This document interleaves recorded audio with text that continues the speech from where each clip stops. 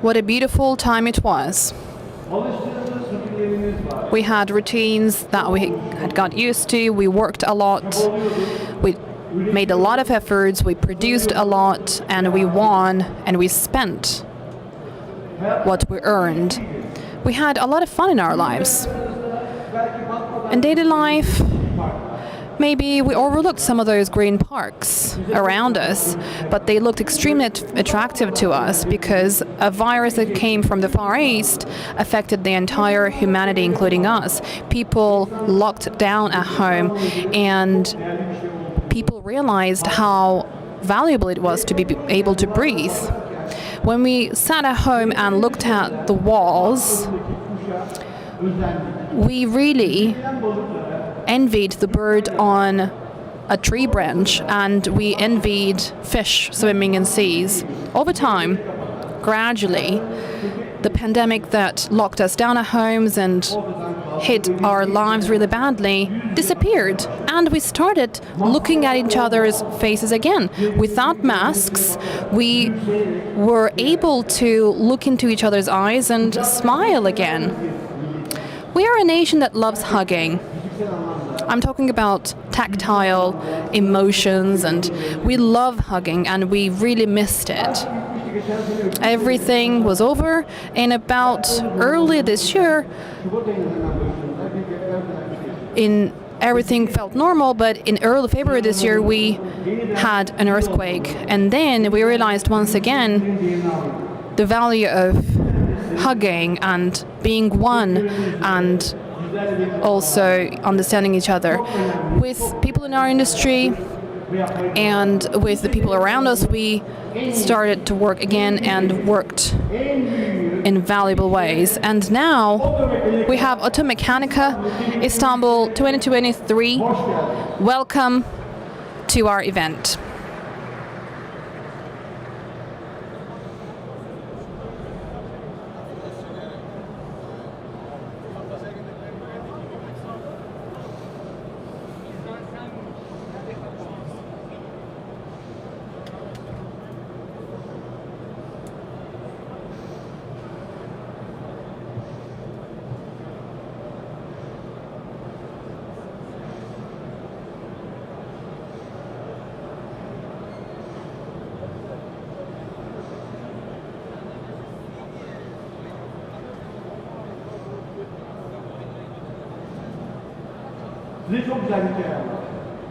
I told you a very beautiful story, a very precious one.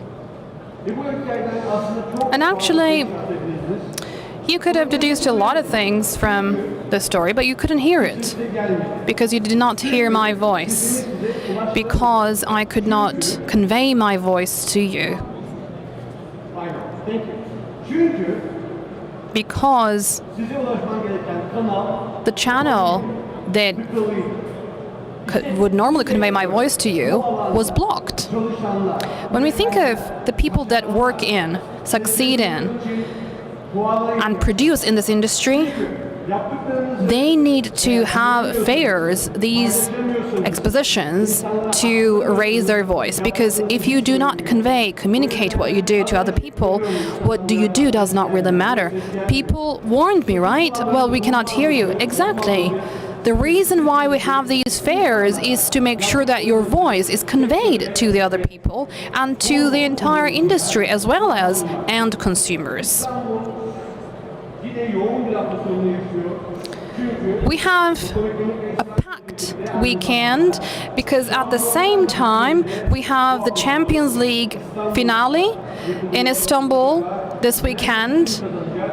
Will it be Manchester City or Milan that will win the championship? We would like to know. I am quite old, so I need to have my spectacles with me. We're going to fill these chairs soon. When we do these commercial fairs, including Automechanika, we have this usual format. We have a rostrum, people come, make speeches and go away. You know, I mentioned one thing.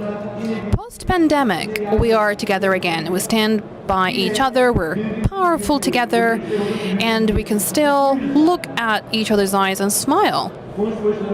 That's why when we have these guests, our friends and our speakers, we're going to have them on the stage and we're going to have a conversational vibe on the stage with them.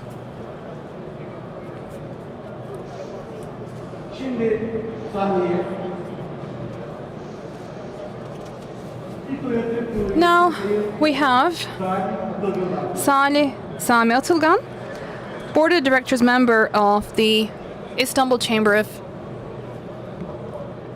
Commerce. So I told you about how important it is to make sure our voices are heard. A friend will help. These are backstage preparations, but we like to do it at the front end, so you see live what's happening actually normally in the backstage.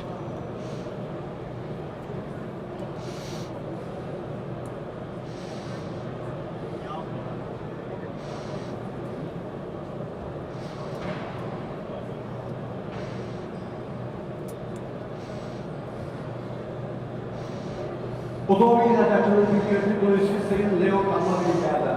Hoş geldiniz. Niye soruyorsunuz? Leon Kalma from the Automotive Industries Experts Association is with us. Welcome.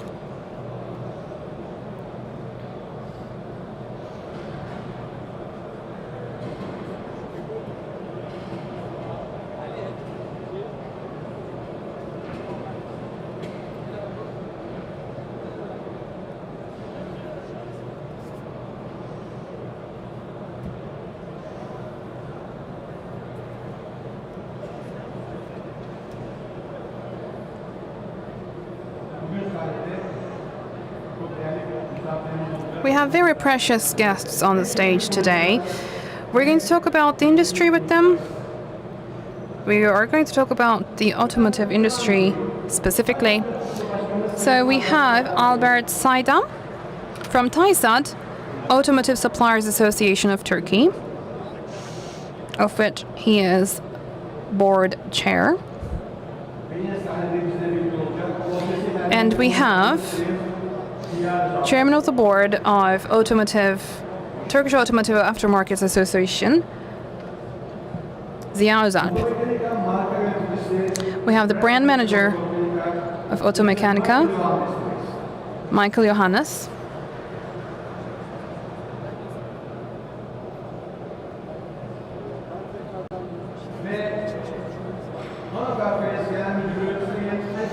And we have the General Manager of Hanover Fairs, Turkey, Hanika Klar.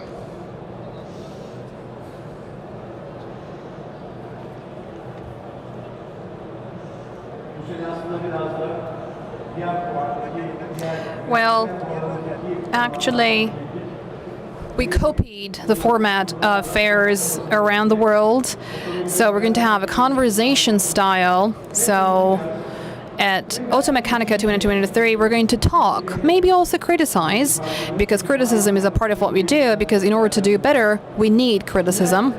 So what's happening? What is planned ahead of us?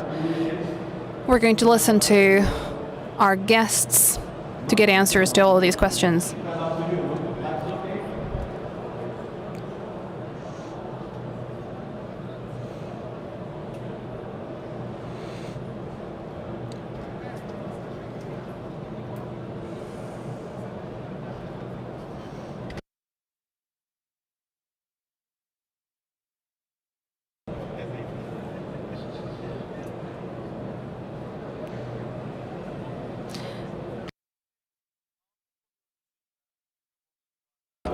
So our 6 guests have now microphones, but Michael doesn't have his yet.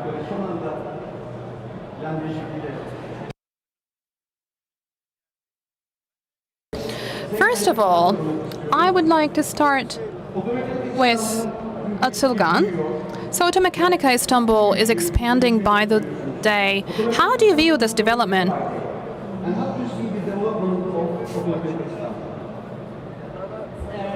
geldiniz to everyone. Welcome.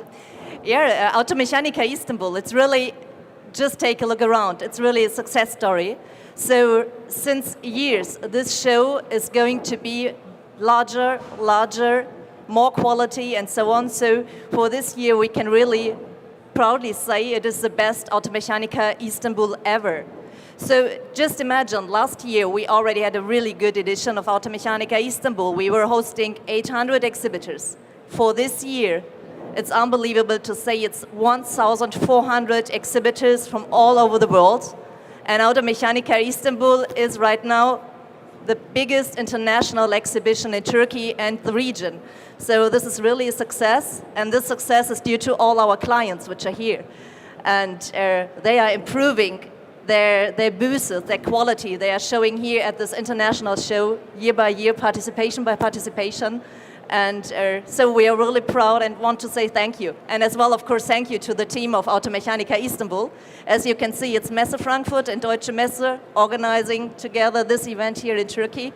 And it's really great having this cooperation for the industry, for the automotive industry. So thanks a lot. Thank you so much, Mrs. Annika Clark. Annika Hanım özet olarak şunu söyledi. Dünyada fuar sektörünün pandemi sonrasında gelişmesiyle birlikte otomekanikada Automechanika, she said, is growing along with the partners and participants and brands that join Automechanika share with us what they have done, what they want to do. We have a good team working on Automechanika Istanbul. Messe Frankfurt and Deutsche Messe join the team to make sure this event takes place. She also expressed her thank yous. of Automechanika. I want to ask you, how is e-mobility handled by Automechanika, and how will you comment on the e-mobility innovation here? Thank you. Thank you, Yeet. Thank you. Good question. I think we have a lot of opportunities here, and we have, especially in Pavilion 12, the opportunity to see the latest development. Automechanika Istanbul stands for innovation, and of course, we have to make sure, as a neutral platform, that we show different opportunities and possibilities for the development. So, I would like to mention that e-mobility is not the only solution. We have to be open for other opportunities, like it is LPG or renewable energies or whatever. So there are a lot of different opportunities to see at Automechanika Istanbul, but especially for e-mobility, you should have a look in Pavilion 12 at a special location, at a special stand. Thank you so much, Mr. Michael Ioannis. Michael Bey de özet olarak şunları söyledi.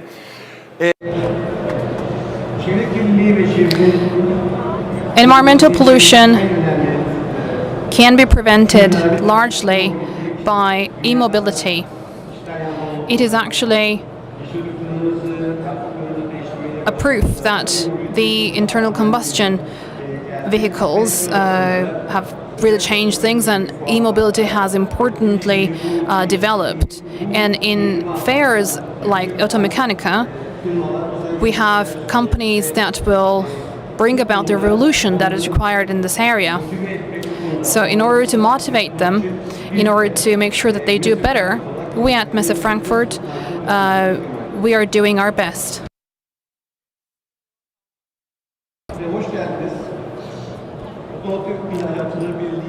Loan Kalmar, welcome. You are the board member of Automotive Industry Experts Association. What is your view of Automechanika Istanbul? I represent Uludağ Exporters Association. I do have a written and printed out speech, but I'd like to share with you some things. I was in China and India a couple of weeks ago, and I had talks with certain suppliers in China, and whoever I talked with said, well, we're also going to come to the Istanbul Fair. So I traveled several countries, and I spoke with all our clients, including spare parts, field, and I'm also the owner of a manufacturer of spare parts. So it's really highly popular. I have observed it firsthand. Automechanika Istanbul is becoming more and more important by the day, and I can see that personally.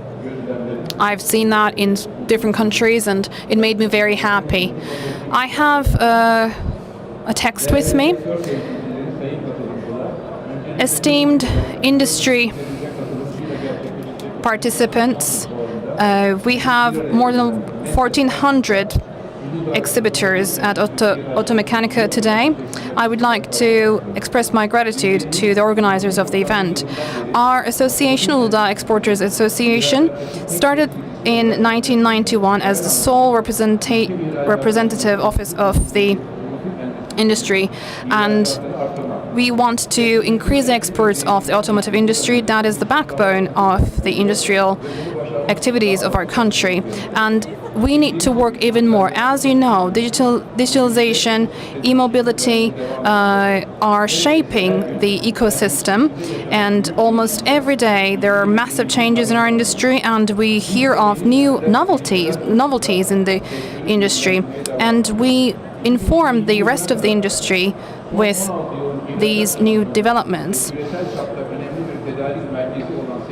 Our industry has been an important player in the global exports business, and we also want to grow even bigger. And in order to achieve this goal, we need to increase the value added of our production. With nearly 8,000 members, Uludağ Automotive Industry Exporters Association have been working restlessly. In 2002, $31 billion worth exports took place in the automotive industry. We're going to celebrate the centenary of our republic this year, and our goal is to reach $34 billion in exports in the industry, breaking a record in the history. With networking in events like this is going to be very, very valuable. So on this occasion, I would like to express my gratitude for being a part of this event, and I hope that we'll have sustainable bonds in events like this. I hope you'll enjoy the rest of your time here. Thank you very much, Leon Kalma.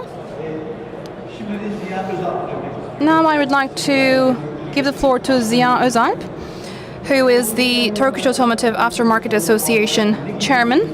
So what kind of events do you have as part of the fair? We at Turkish Automotive Aftermarket Association pay a lot of attention to Automechanika, and we are very excited to come back again in 2023. We have been preparing for this fair for about a year, along with the team of Automechanika, and our business is growing by the day. And actually, we're talking about something that really owns the industry and adds value to it. I'm talking about Typhoon and Michael. I would like to thank them and other participants who have contributed to the organizing of the event. But we also feel ourselves like hosts. We have about 120 members, and we are in an area sprawling 8,500 square meters. And in order to make sure this 4-day event is more efficient and better, we have done a lot. So, for example, we have an OSS lounge. So we host all our stakeholders and clients. Our guests are invited there. Marmara Hall is our lounge where B2B talks can take place. And we're going to have the 8th Automotive Conference at 5 p.m. today. Last year, the biggest distributor in Europe, one of the biggest in the world, IQQ, was a part of it. And this year, we're going to have one of the biggest manufacturers of the world, Delphi Technology, will participate with Jean-Francois, who's responsible of the region. And we're going to talk about the new technologies in the automotive industry, and we're going to discuss whether the novelties that we're talking about in the industry are the beginning of the end or the end of the beginning. So after that, we're going to have a cocktail, but there is more to come. Tomorrow, again, we're going to have 3 very important events. We're going to lead the way. One of them is Automechanika Academy E4B, Equality for Business panel discussion. So we're going to talk about our balance project, and we're going to talk about our entire journey up to now, and we're going to also talk about how new players and university students come and join the industry, which we really badly need. So we're going to introduce our industry in all the stands that we have. We have 2 very important events on top of it. We have the legal works group that will talk about the regulations, and we're going to have ministry officials that will talk about the regulations in the aftermarket, and we're going to talk about the new developments. And like every year, as part of fighting against counterfeit and brand protection, we're going to have a dedicated panel discussion. OSS, we will talk about all the activities and all the efforts that we have shown in this field. So we have worked tirelessly for this event, and I would like to thank everyone who has made sure this event takes place, including those who are bringing both national and international players.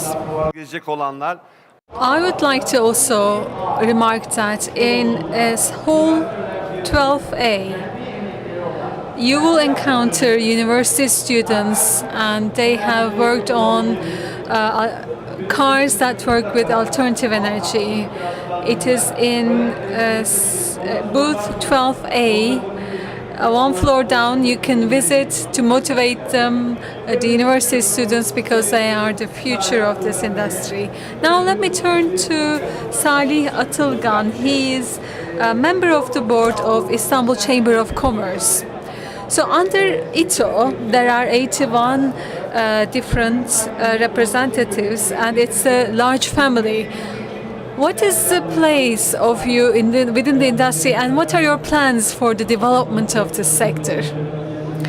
Well, first of all, let me say that I am honored to be here with such a group of people representing this industry.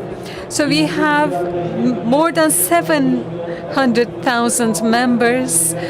We have arbitration centers, and we have our members, and Istanbul Chamber of Commerce is a very large family consisting of these different elements. So I'd like to welcome all participants, and I wish and hope that the fair will be beneficial for our industry and for our country.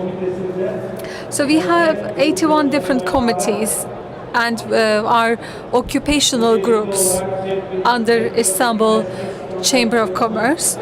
Our primary aim is to set the standards for the industry, increase competitive power of the companies, increase export capabilities, and these are the main areas of our activities under ITO. So we have sales, after sales, parts, and 4 different sectors of automotive, and we have the economic committee as well. And we have the opportunity that our chairman produces race cars, and I also personally operate within the sector almost in all areas except for distributorships. So we have experience in these areas. We had previous projects of chassis and repair of cars, automatic cars.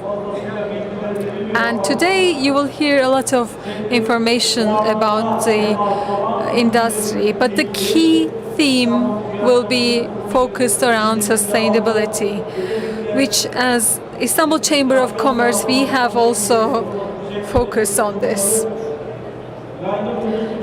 As we have taken into our agenda these hot topics, and in our head office and in our Tuzla center, we are working on projects regarding electric vehicles and after-sales activities of electric vehicles, which we continue to work on. Istanbul Chamber of Commerce also carries out activities in order to develop export activities. We have organized almost 50 fairs as the main organizer in countries outside of Turkey. So this is one of the key activities we do, and we mainly seek new fair areas rather than established fairs. So we have projects towards aiming newly developed areas. Our aim is not to compete with the established fairs at all.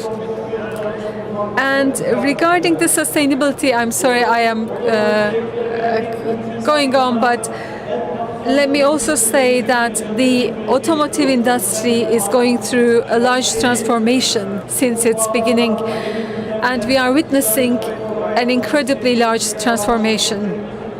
And as the Chamber of Commerce, we are supporting the companies to go through this transition and support them in this transition period. And we are aware that both businesses and the industry is required to make the transition. Otherwise, we will face issues. So the process has both opportunities and risks, and what we are aiming is to make most out of the opportunities in this process. And taking this opportunity, I'd like to thank the Messe Fair and organizers, and I once more hope that the fair is beneficial to all.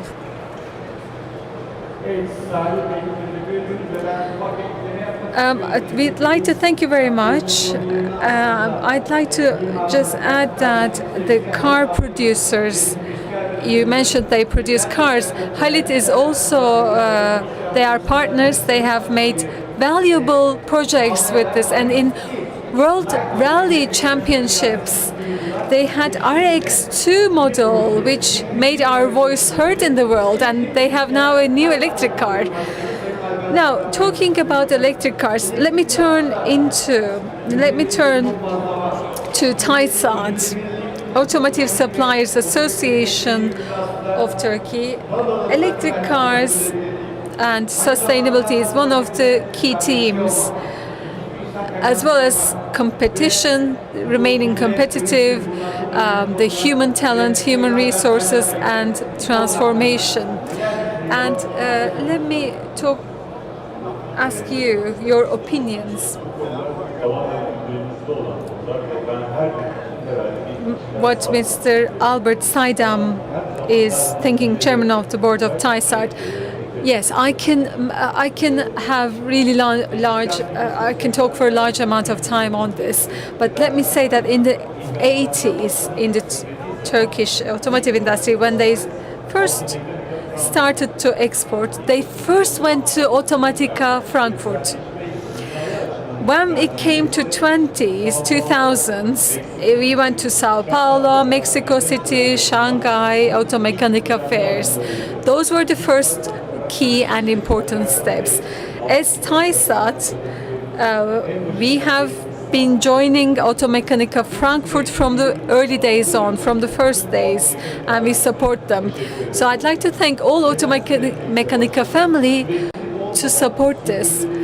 And why are we talking about sustainability?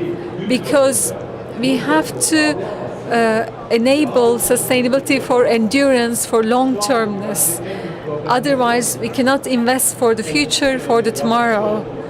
The biggest issue today is that the mistakes we have been making for 30 years, at the time we didn't know these were wrong. We were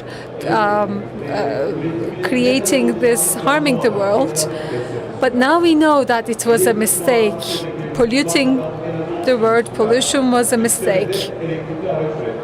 Now, since the 3 years, we have started to produce electrical machines.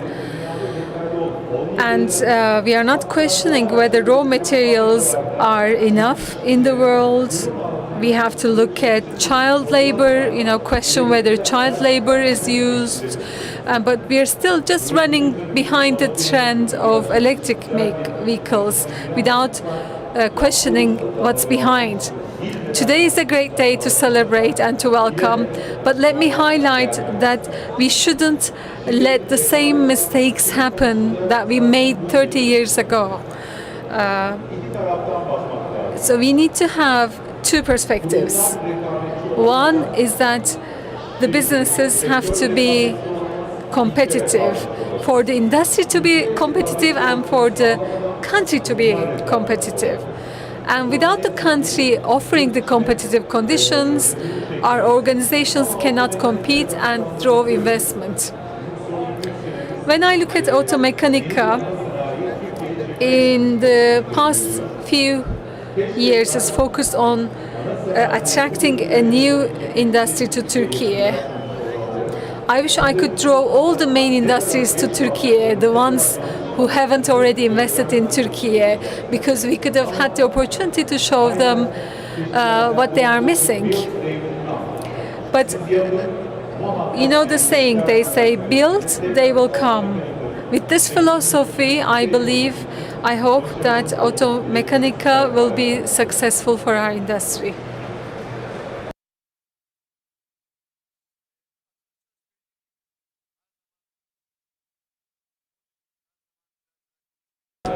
As I mentioned at the beginning, we will not only talk about the rosy or positive sides, we need to have the criticism as well. We are open to criticism and starting with self-criticism, what mistakes we've made. Is there any other remarks, burning comments that you want to make?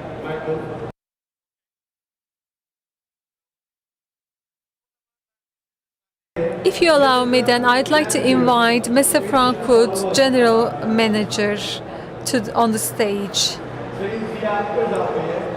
And I'd like to thank Mr. Ziya Özalp.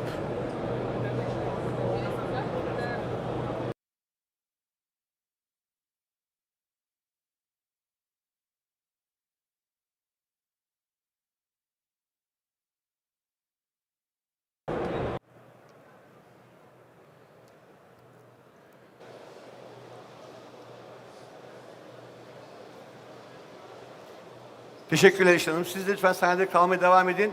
And I want you... Thank you, Işıl. Please remain on stage. Mr. Albert Saydam. Albert Saydam'ın plaketi vermek üzere sahneye Sayın Anur Rahit davet ediyorum.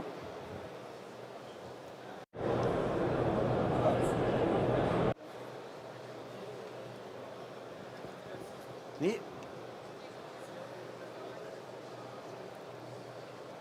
Ne istiyorlar?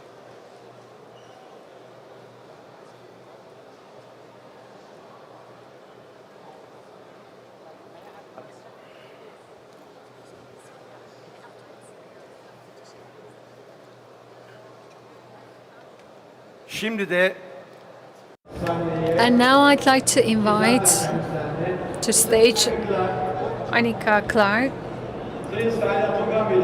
And she's on stage, and Mr. Salih Atılgan, please.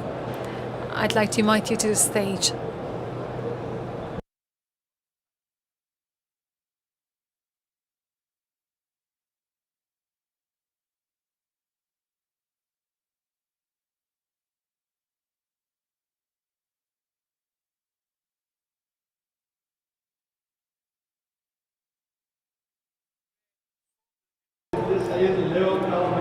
And final plate goes to Mr. Leon Kalma, to be presented by Tayfur Yardım from Messe Frankfurt Fair.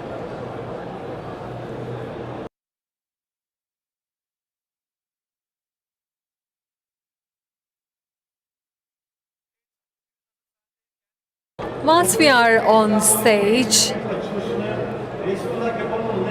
Shall we officially open Automechanika Istanbul 2023? Do we have the scissors in place and the ribbon in place for the ceremony, for the opening ceremony whilst we are on stage? Mr. Anaray, Anika Klar, Mr. Salih Atılgan, Leon Kalma, Tayfur Yağdım, Işıl Sağlam, Ziya Özalp, and Mr. Michael Johannes and Albert Saidam. Please let me invite you for a photograph on stage.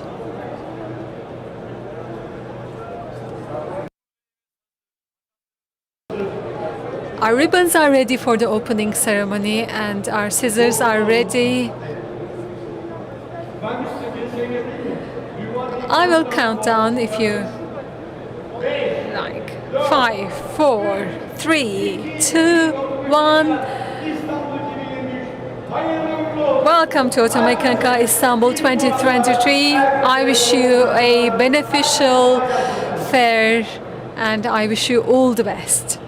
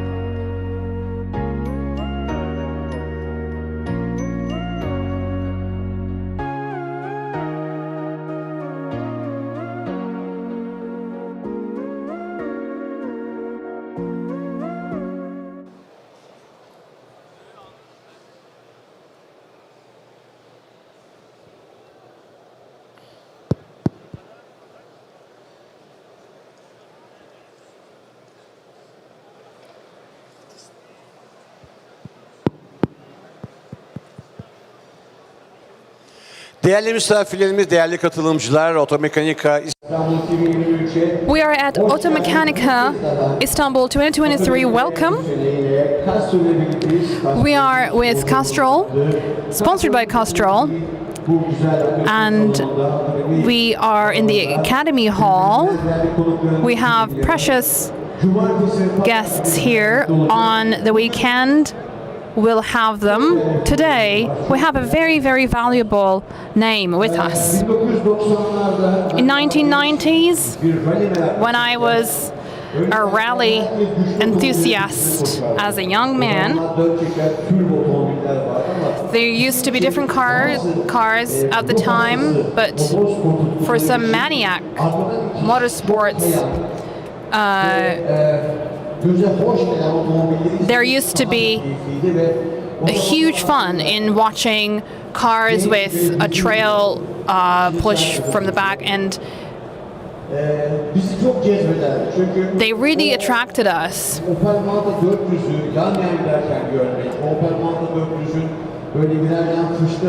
We saw how they turned the rounds and very fast moved ahead. It was very legendary. We really ran after them. In 1996,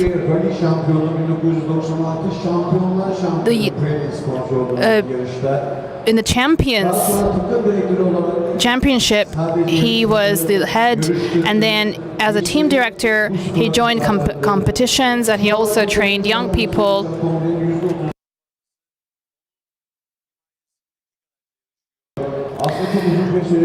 Well, we don't have to say too much about him.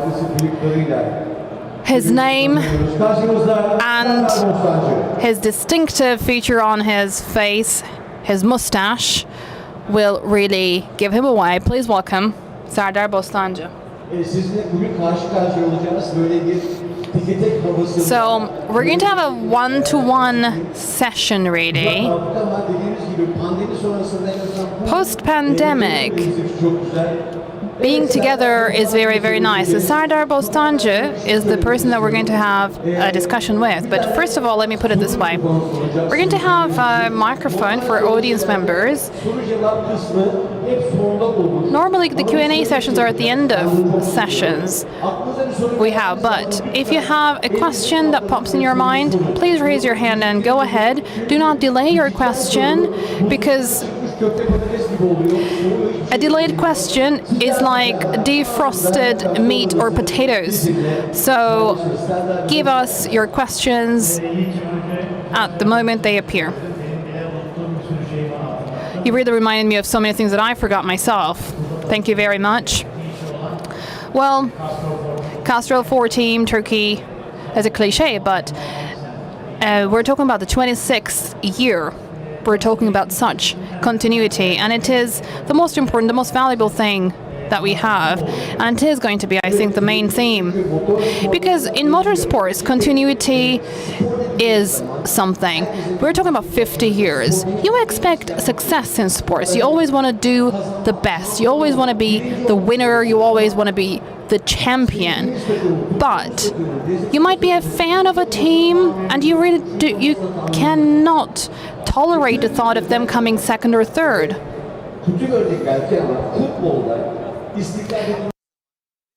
But in sports, in football, for example, when we think of stability, after one or two losses of games, the coaches are declared persona non grata. Alex Ferguson from Manchester United, he directed that team in 25 years, and in good days and bad, he ran a system in that team. From early 1970s, you've been a part of the motorsports business, and not only as a pilot, but before that, you served so many important figures. So you started from the very root. What trained you at the time? What did motorsports look like at the time? Well, 1968 is where it all began. That's when I introduced myself to rally sports. We're talking about the first rally that was won by Koch. and you might want to go and check the automobile that's still in exhibition. So I watched that rally as a 10-year-old child, and to put it this way, that was how I was really I contracted the virus for this. And like you said, since then I have been involved in this. I carried tires for the champions. I sometimes wiped their windows, and then I started in 1975 in earnest, and then it carried on like that. So, end of 1960s and early 70s, TV did not really exist in Turkey. There was just a trial broadcast at TRT, and it started at 6 p.m. and ended at 10 p.m. ITU team shot the first rally in Turkey, and Hüseyin Bostancı, Serdar's father. Hold on. Seyfi, excuse me, says the speaker. Seyfi Bostancı, and he was very much of an enthusiast of technology, and he had a chance to see himself on television at age 10, and he said, why am I not there? But rallying in Turkey, doing motorsports in Turkey, did not mean that you had to have a car, because you could borrow from a friend, and then that's how you did, Sardar. Yes, you mentioned the Istanbul Technical University, the trial broadcasts, because we are talking about pre-TRT. And on Thursday at about 4 p.m. there was this broadcast. TRT joined broadcasting later. So Necdet Yıldız, my friend, had this car, and I borrowed it, and he was my co-pilot. That's how I started the rallying, and then it carried on from there. So he must have trusted you and believed in you a lot to lend his car to you. And it's like a Hollywood film, just like a story. We're talking about a step-by-step development in this narrative, and there are challenges, there are falls, and there are failures, but also you not giving up, and then you rise again. Sardar Bostancı, we know one thing for sure. Maybe we have some among us here. So you might want to play the piano, but if you're not talented for this, you might not be able to do that no matter how hard you try. So what you want to do should be in your DNA. Motorsports, actually, can think of it. Formula here is really continuity. Ford, Castrol, collaboration goes back more than 100 years. You know, we're talking about the first serial automobile manufacturing company, and that goes back to Henry Ford. And we're talking about something that still stands true, that Henry Ford says. So one of them is that motorsports is the lab of automobile industry. That's what he says. Ford and Castrol actually are working together in this lab, and that's how they arrived to where they are right now. In Turkey, motorsports normally always goes ahead a few steps than the automotive industry, because the suspension and the engine are all more developed in motorsports. And when you think of the mineral lubricant that Castrol produces and Ford, when they combine their forces, they're ahead of other players. So there's also the engineering side and also the R&D side. But we're also talking about the marketing side of the game. Again, for that, Henry Ford has an unforgettable quote. It's the following. So you win a game at the weekend, and at the beginning of the next week you sell the cars. So with Castrol and Ford joining forces, when you have Ford cars that said Castrol on the cars themselves, can you imagine? So there is this race team. The entire team has Castrol's name on it, Castrol Team Turkey. So we're talking about how big emphasis is laid on this collaboration. Just like you've said, the most important thing here is actually continuity. Ford Castrol has continued to work together for more than 100 years, and like I've said, I'm now in my 50th year in motorsports. When you think of Castrol's role in motorsports in Turkey and the globe, we could say the following. So, we used to say in the past, wherever you hear the sound of an engine, you know that Castrol is there. So when you think of Formula One and World Speed Game, wherever there's a motorsport competition, Castrol would be there. About Turkey, we could say the following. When I think of BP and Castrol, they're now under the same roof. And at one point, BP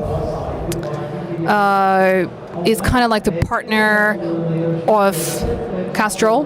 But when I was racing at the time, Castrol was our competitor. At the end of 70s and early 80s, when rallying as a sport was just developing in Turkey, Ali Bocaoğlu used to become champions, and again, Castrol was there. They were the rivals of Ford and Shell, and then here where we are. Castrol Ford Turkey now has 26 years of history. These are not acts of coincidence. These are the works of huge effort. You gave the example of Necdet Yıldız, my first co-pilot, the owner of the first car that I raced with. And he reminded me of something, actually. One of the most important steps that took me to where I am right now is the faith of other people in me. Necdet trusted me. He trusted me with his car, he sat next to me, and he made me where I am. Mehmet Koçu, in the post-1980s with tobacco companies, becoming a part of Turkey, he trusted me and he made me a coach, and I would like to thank how in Pirelli, Castrol, BP, all these sponsors, they trust us, and of course we don't want to embarrass them in any way. So you said one thing, actually. Castrol is wherever you hear an engine sound. But actually, Castrol exists even where there's no sound of engine, because Castrol is producing very nice items for electric vehicles, so it's no longer bound by the sound of an engine. Okay, stability, long-term work, success. We human beings love competing. We love competition a lot. And we're not only talking about automobiles. Just think of yourself. You want to withdraw money, you find an ATM, and then you race your steps. If you see someone else who's approaching to the same ATM, you want to go first and you want to get your job done immediately. You challenge yourself doing so. So we're talking about European Championship, and you saw some images from the championship games on the screen. But in normal automobiles, you would not do those acts. Those automobiles would just bring dust to the corners of the streets, and that actually somehow reflects in our daily life. So Castrol uses those lubricants, then gets them analyzed later, and looks into what should be done where, and develops based on that. With Attila Argat, we have a very important talk this weekend. Castrol Ford worked shoulder to shoulder, and they supported each other to solve the problems that were not fixed before. The first F2 front trail car, and then Turkish automobile that sold millions. There's so many topics, so many questions that I could ask you, but I'm wondering one thing. We're talking about a winning team, a successful team, and sponsors that last. You don't really break away from your sponsors unless they leave the business completely. The sponsors join in and even grow it with you. And it's not something easy. Even under difficult circumstances, you need to adapt the team and the budget, and it is the job of a strategist. So with 50 years of experience, you've had a lot of achievements, and you're talking about, for instance, European Championships. I took Ambrock from Castrol Ford pilots. They were at this international game, so we have so many achievements. How did you have all of these? These cannot be just acts of coincidence. Well, there's a very simple formula. From day one, I always moved with sports in mind, acted with sports in mind. In terms of promotion, we did, of course, work as well, and we have not overlooked things, but we did our best when it came to sports. In the last 15 years, we have been investing in young pilots, and I'm not going to be modest actually when it comes to that. We are the only team that invests in young pilots in Turkey. We have 18-year-olds, pilots who have just obtained their license, driving license just 2 months ago. So if you take the right steps, you move ahead towards success. And naturally, you turn into something indispensable. So you mentioned lubricants. I'd like to go back there. It's quite interesting, actually. So when you think of a manufacturer,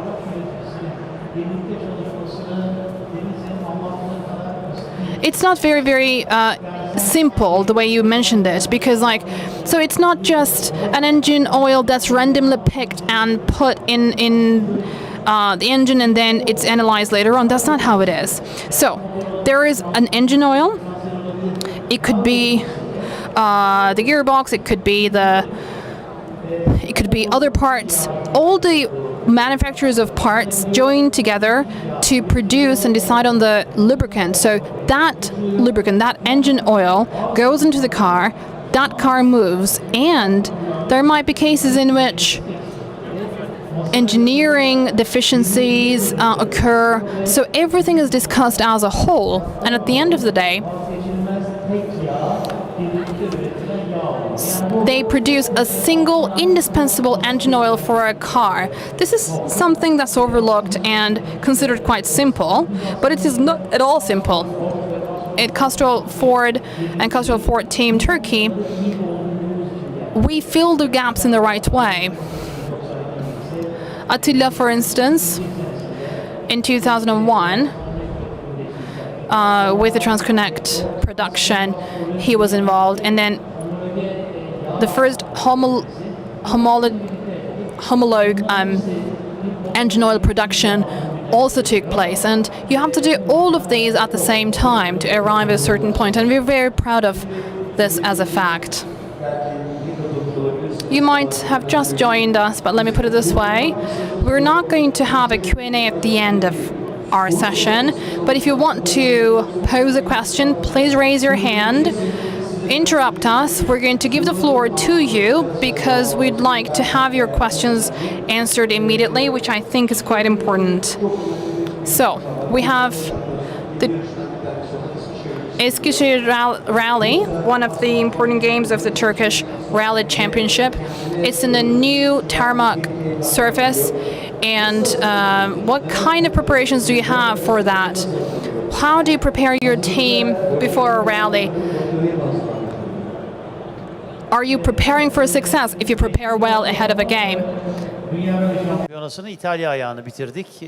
Well, we recently finished the Italy leg of World Championship and recently came back to Turkey. Murat Bostancı was the team coach, and with his leadership, we had a great success. We finished in third place and promising higher success. I'm with you today here, but the team is back in Eskişehir, and we were hosts in Eskişehir. As perhaps you may know, Ford has the Ford Trucks factory in Eskişehir. So our team has been divided to three. I'm here. One part of the team is setting up the service area in Eskişehir, and another part of the team is in Eskişehir setting up the Ford cars and doing an interview. And also another part of the team is now conducting the testings of the asphalt. But this is the way our life goes on. So I'm here today with you, but we need to explain what we are doing as well. If all of these legs function well, if they are all done well, it's not just about racing or being the best car or the best pilot. It's not just about having those things, but we need to deliver to the people who trust us. Well, when we think about the big teams, for instance, in Formula One, you have Mercedes, Red Bull, and these teams. But they are not only racing teams, but they're like Castrol Turkey. They are also supporting Ford, Castrol on PR activities, press activities. The role of the team isn't just to perform the racing, but that's one part. But another part is to introduce people to motorsports, to explain what you're doing, your activities, organizing races for young people, for trophies. Now you started long time ago, and Rally Trophy continues with Fiesta. You have young pilots, young drivers in your team as well. You have Murat Bostancı, a driver that's already successful, but you also wanted to engage young drivers. So you have spread that budget to reach more young people. Yes, Yiğit. This comes back to continuity. In order to ensure that continuity, we need to pick the right way. We started with Kaan Çalış, and we had an age limit. It was 25 was the age threshold, and then the age threshold went down to 23, and more recently it is now 18 years old. We have a driver that has just received his driving license 2 months ago. So setting the rules right and aiming for the future and continuity is a key for continuity. As I mentioned, it's not just about winning races or winning competitions. That's not enough. Our largest sponsor that gave name to the team, Castrol Ford, that's the main sponsor, but we have 20 other more smaller sponsors. Despite the economy, the crisis conditions in the country, we are very happy that our sponsors are with us, and that's the evidence that we are doing things right.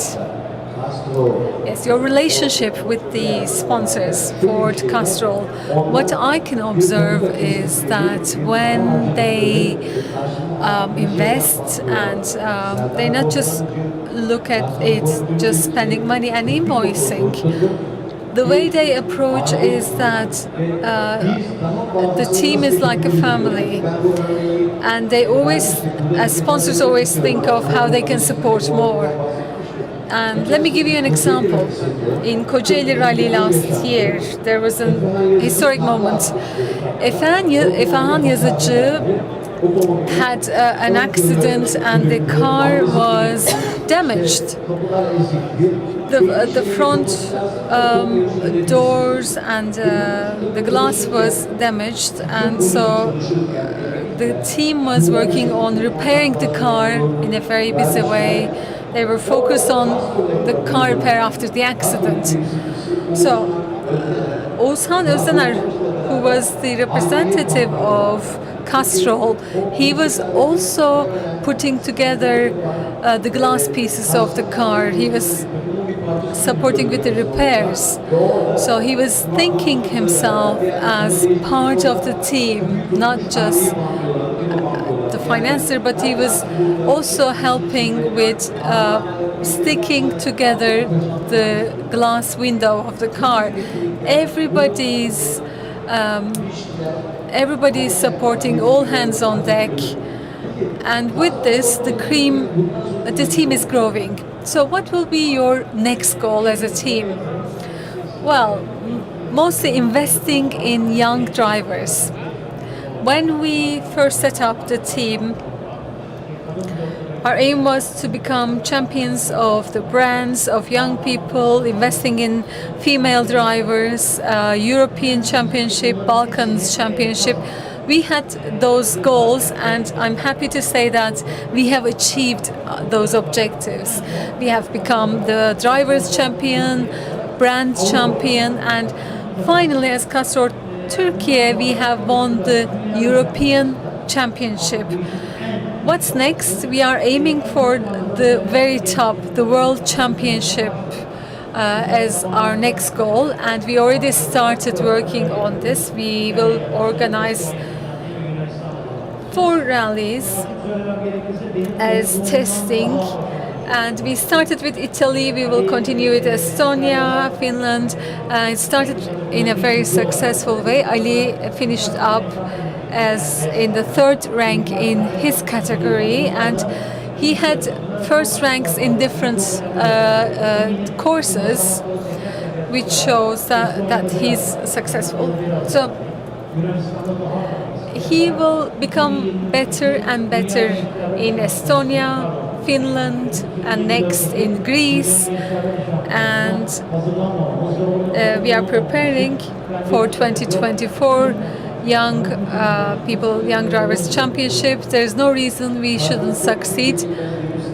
We are all focused on this target.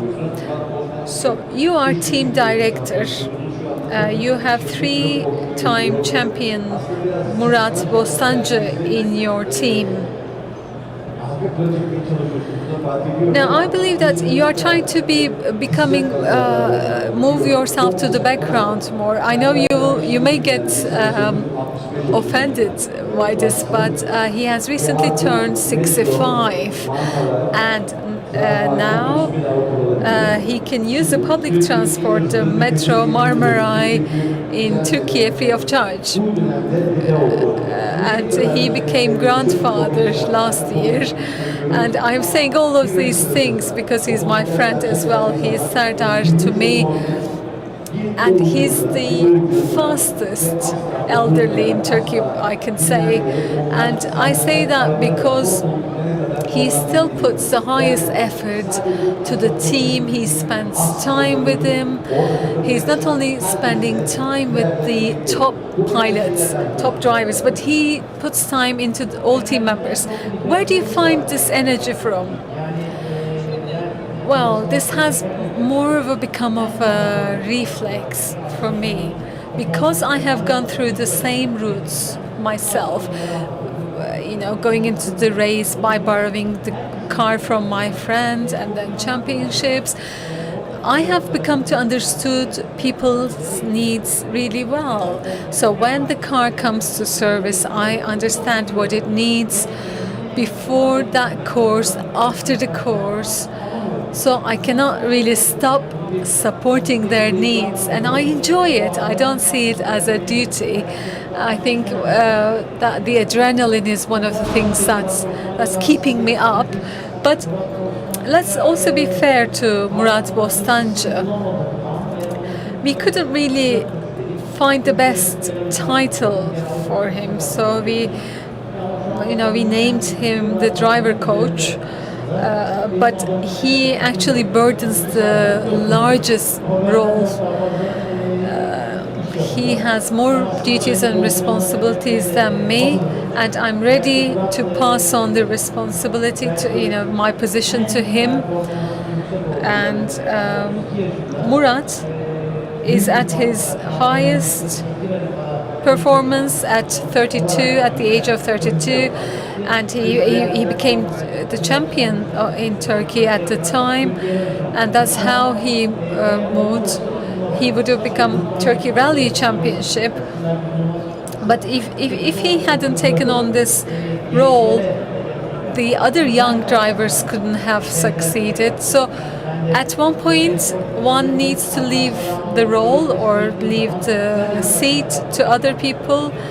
I was in the same position, I could have continued a few more years in my career, but it's a cliche, but it's important to know when to stop in your career, and so far we have achieved to do so, know when to stop and support others, and I'm supporting other people now. For the past few years, the roles of editor, owner, general manager,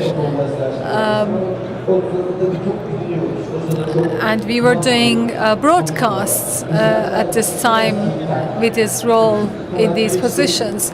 Serdar was asking, drivers to do the giving instructions on small details, and then sometimes pilots wouldn't listen because they thought they knew better, and then they later understand that what he was saying was actually the right advice. It comes with experience, and it's a very valuable treasure of knowledge, and you get that experience, that knowledge, by just being within that family. Now, it may be a very common question, but let me ask you, do you miss the driver's seat? If today there was a reunion of old drivers, would you join and want to do a race? Now, I'd like to be very frank here, and let me say that I don't miss at all. I don't miss at all. I left active sportsmanship in 1999, and at that point I had achieved everything that I wanted to achieve. At certain ages, your performance, and when you start sports at the age of 17, 18, then become very successful and gain a lot of experience. And after age, after certain time, and not taking risks, your performance drops in time. So rather than taking that risk, I prefer to become team manager. So I do not regret that decision. I quite enjoy my role, and I never think again, I wish I could race again, I wish I could be in that car. Never had that idea cross my mind. I was focused on managing together with Serdar Bostancı. I was, previously trying to satisfy my own ego, Serdar Bostancı's ego. Now I'm supporting other drivers that will become champions, which is more satisfying. Now, there are around 70 cars racing in the competition, and around 23 of them are under the Castrol roof. Enabling that scale of organization, how do you enable that? Should be really difficult, not just about sponsors and cars. It is about teamwork, looking into each other's eyes, having that communication. What's your secret? Yeah, it's not just about the technical team. As I mentioned, it's about continuity. it starts, let me give you some names. Kemal Usta. We are together with around 48 years. With Erol, we're together with more than 40 teams. Nagihan is very important key member. İlker is a key member. We now have the second generation of people in our garage. And our colleagues, for instance, that I worked together, Erol, that I worked together with 48 years, his son, Erdem, has been raised within our structure as well. So putting in 20 cars into the competition from scratch would be difficult. We used to have 15 cars, and with the experience and with our experience we gained, we are trying to keep the continuity and invest in continuity. Well, talking about continuity, World Championship is the top point, peak of this, as you said, and we will have young pilots that will enter into the World Championships. You have close relationship with Poland and UK sports organizations. Puma was successful. For instance, other organizations were successful. Does Ford have any other new cars that you're developing? What are your new projects? Yes, of course, there are new projects, and I know most of them, but unfortunately, I'm not authorized to provide details on these. Let me just say that there's something that I'm very proud of.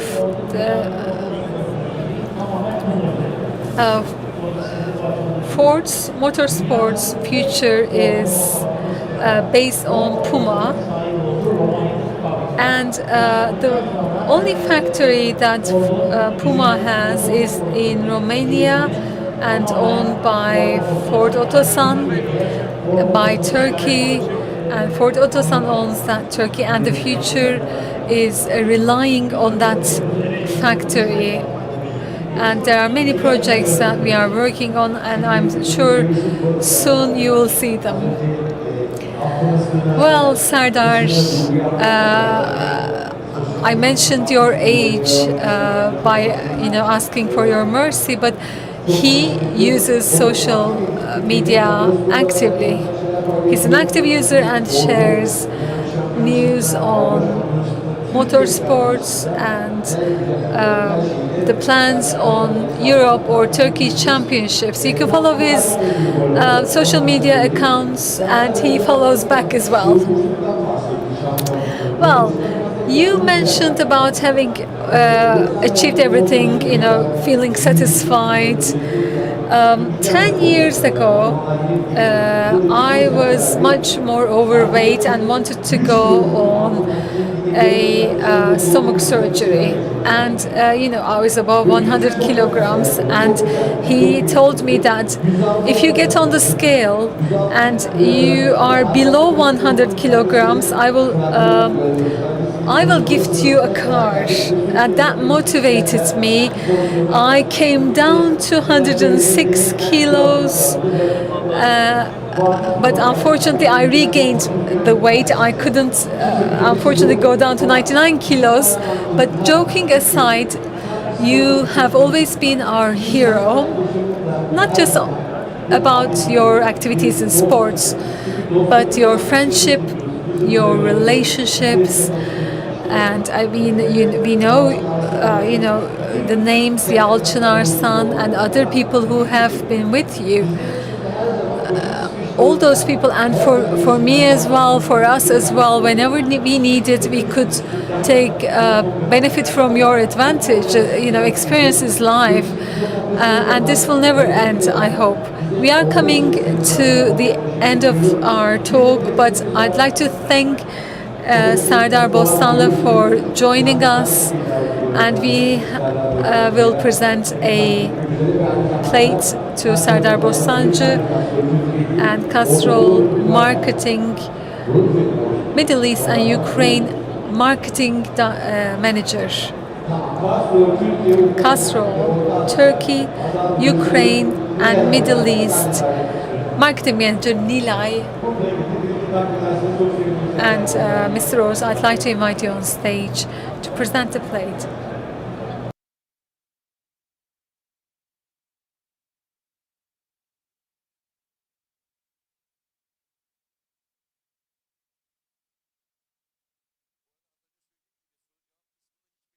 As I mentioned, we don't have a Q&A session. If you have any questions, you can ask anytime.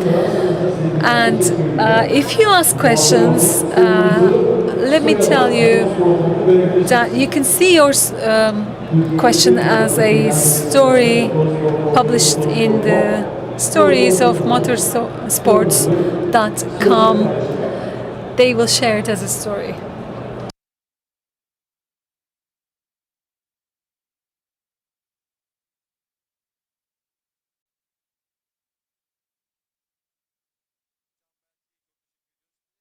Thank you very much, John and Nilay.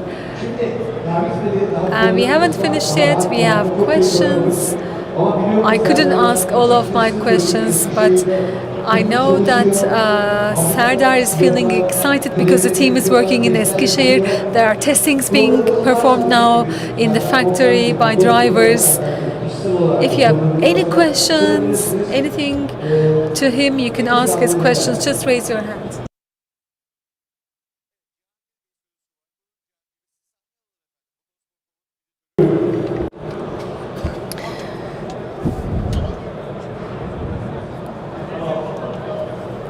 Yiğit kusura bakma.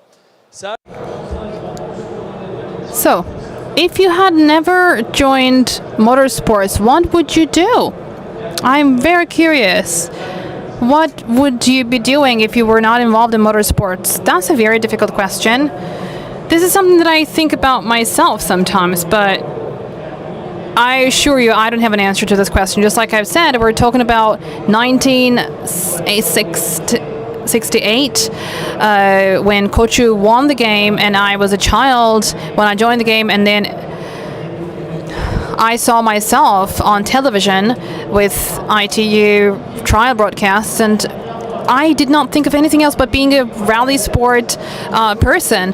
So I never thought of anything else. I did not think of any alternatives. I did not dream of becoming a lawyer, engineer, or a doctor. But of course, it was not very easy, especially when I think of my own generation. When you think of the conditions in Turkey at the time, 1970s, it would be very difficult for people even to believe the circumstances that we lived in. And if, as a child, you wanted to be a rally sports person, that would be difficult. Well, although I was very lucky because I had a pilot in my family, but it was not something that people really cheered you on about. But at the same time, I had come from a family with companies, and I did not want to work for the family companies, so I wanted to get into the rally sports business, and I'm very happy that I did. So,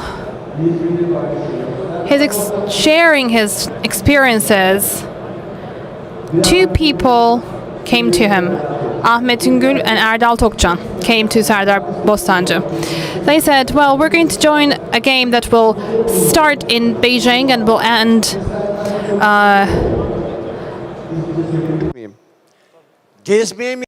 and Serdar said, well, are you going to do that for traveling or to win the game? And they said, we want to win. So, if I'm remembering correctly, they started a journey with Anadolu car that they found in a scrap shop. Let me tell you actually the little known parts of that story. With that Beijing and Paris rally, they had a very selective process for pilots, and there were 400 applicants, and they had just 134 that involved. So, you know, Ahmet wanted to join with Mercedes, but because so many people wanted to do that with Mercedes, they did not accept. So actually they said, okay, we have Anadolu that's produced only in Turkey. If we enter the race with this, they'll accept us. And they applied to the organizer, and they said, okay, if you join with Anadolu, you'll get it. So they came to me afterwards. So out of 104 automobiles, maybe 50 or 60 of them were hobby drivers, gentlemen drivers. They were there just to have fun, just to write that story. But that's why I asked that specific question to Ahmet and his friend. I said, if you want to really race in earnest, I'm there for you. So they prepared for 2 years and a half, and out of 104 cars, they came second in general classification. We're talking about a long journey, so that was 2013, and a lot of time passed since. There is a father and a son that is preparing again, so the automobile will be shipped and will go to a test race in Europe, 3,500 kilometer race. Anadolu had a very important place in my life. Reinhard Demir, the late Demir, won the rally in 1968.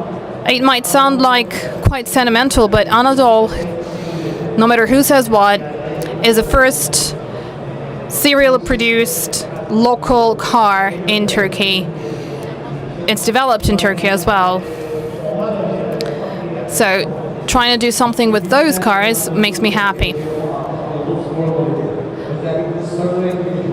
STG actually was yellow and had just 2 doors, and it had very important pilots that went on to join races with it.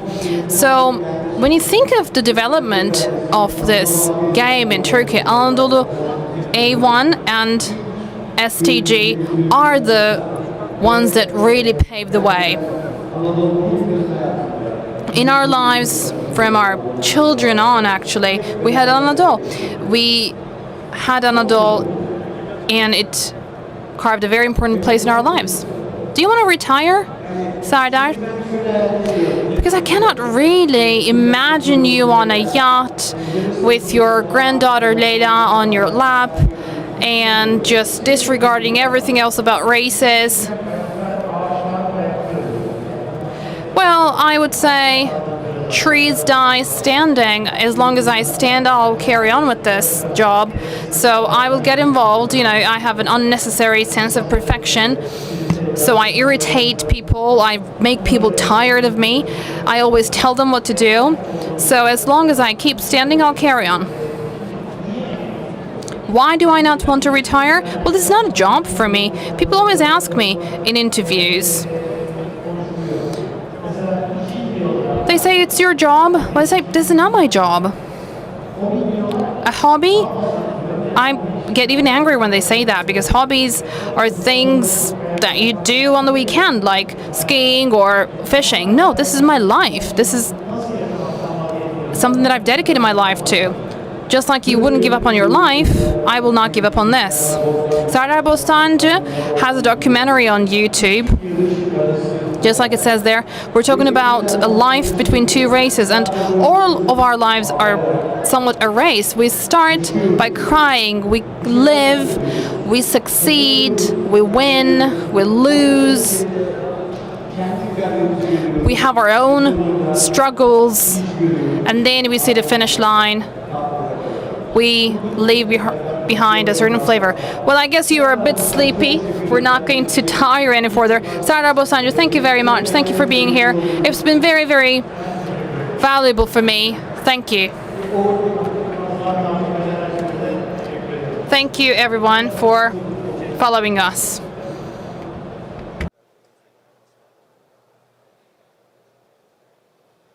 Çok teşekkür Thanks a lot. Sardar Bostancı was with us for this session. The first 50 years of motorsports. His first motorsports, first 50 years in motorsports. So we're going to have Electric and Hybrid Vehicles Association presentation until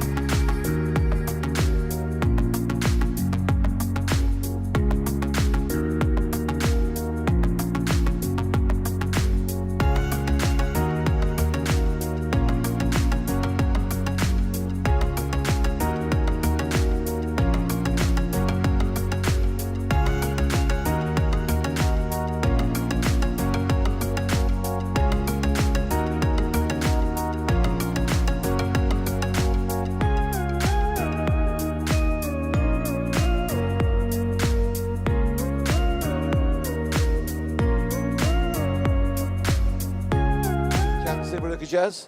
Bu arada tekrarlamak istiyorum. Bizim burada bir hostes arkadaşımız vardı. Nereye kayboldu o? Utku. Kim? Hangi arkadaşımız burada olacak? Peki. Bizim formatımız soru cevap, işte konuşma soru cevap şeklinde değil. Konuşmacımız konuşurken aklınıza gelen soruyu direkt elinizi kaldırarak mikrofonu isteyerek sorabilirsiniz. Bence bu çok daha iyi çünkü bu soruların anında sıcağı sıcağına yanıtlanması çok değerli. O yüzden bizim arkadaşımızın gözü sizde olacak. Aklınıza bir soru geldiği zaman mutlaka elinizi kaldırın. Berkan Bey'in sözünü kesin. Hiç sanmıyorum ki bunu alınsın, gücensin. Size cevap vermekten büyük mutluluk duyacaktır. İşte karşınızda Sayın Berkan Bayram.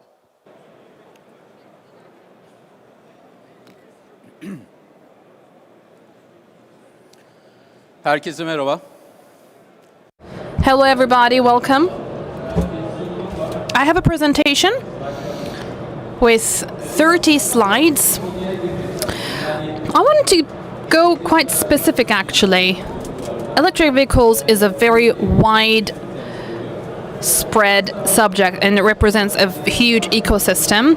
I want to talk about the charging aspect of it. But of course, in order to inform us on certain concepts, I made use of certain visuals. So I use QR codes now.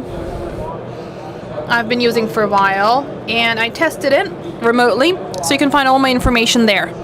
So rather than me speaking about myself, if you scan the QR code, we can move ahead quite fast. It works fine, I guess. Okay.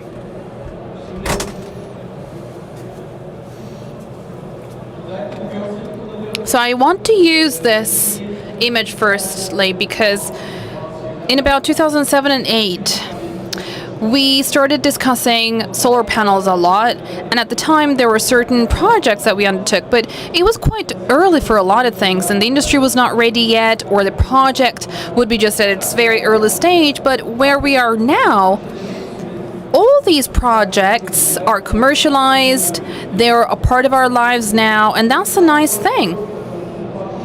So here is what we did in the past. We had this brainstorm that resulted in certain projects, and now they're commercially viable. They're a part of our lives. It's a very happy development for us.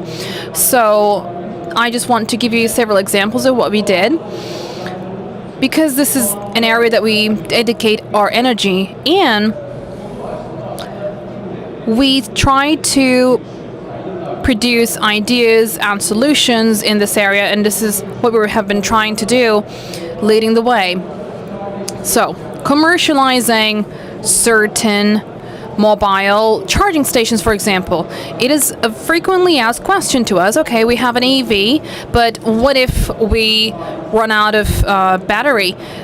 If a charging station is fixed in a fixed spot, how do you communicate? So basically, an electric charging unit should go to the car. That's why we have a mobile solution.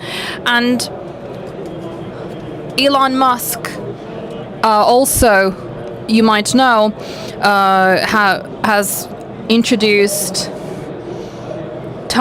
roof tiles that are used as solar panels. So we have a lot of things that are lacking in Turkey. Unless you experience an EV, no matter how much you are told about an electric vehicle, it will not be enough. So what we said was, okay, let's bring these EVs together and let's get enthusiasts try them. So we're going to have an electric vehicle driving week. It's going to be in September in Yenikapı. You are all welcome. This was an untapped market. That's why we focused a lot on training. And training was a huge deficiency, actually. I'm talking about 2010 and 11. In 2016, we started our first training program, and we have been offering training for a while. Now it is a part of the national education curriculum. In associate degree programs, electric charging technologies, electric vehicle technologies are taught. And we have also a charging committee, of which I was chair. Now we have a very wide network. We had so many breakthroughs at the time. I wanted to add this image for a specific reason. So, we have electric vehicles, okay, but we've started to see them in our lives. Solar panels, electric vehicles use a certain energy, and how can you, for example, release it to the environment? But all of those thoughts remain thoughts, but after the earthquake disaster that we experienced recently, we wanted to include certain aspects of what we were talking about in life. So, for example, there might be power cuts during an earthquake, and you find yourselves without a solution because you're part of an electric network, and if the network breaks down, in case of emergency, you don't have a solution. So, for the first time, when we visited the quake-hit zone, and we had lithium-based batteries and solar panels. We also had EV cars there. What did we do with EV cars? So, vehicle to load. It used to be called vehicle to grid. So, there are certain levels of energy in the car, but you can release it to outside. So, for heating, for lighting, for communication, you need energy. MG, for example, sent its electric vehicles to the quake-hit region and led the way in this area. Just like I've said at the beginning, there are certain pieces of information that we should have so that we do not miss out on essential bits. So, what is an EV? And let me show you in a couple of slides. So this is what it looks like. This is what the structure looks like. As you know, there's a huge space in EV. So your living space goes up because you have, normally in conventional cars, the engine takes up a lot of space. But in the front and back axle of an EV car, you have the same performance, higher efficiency, and same range, same speed with what an EV has. So the future for an EV lies precisely there.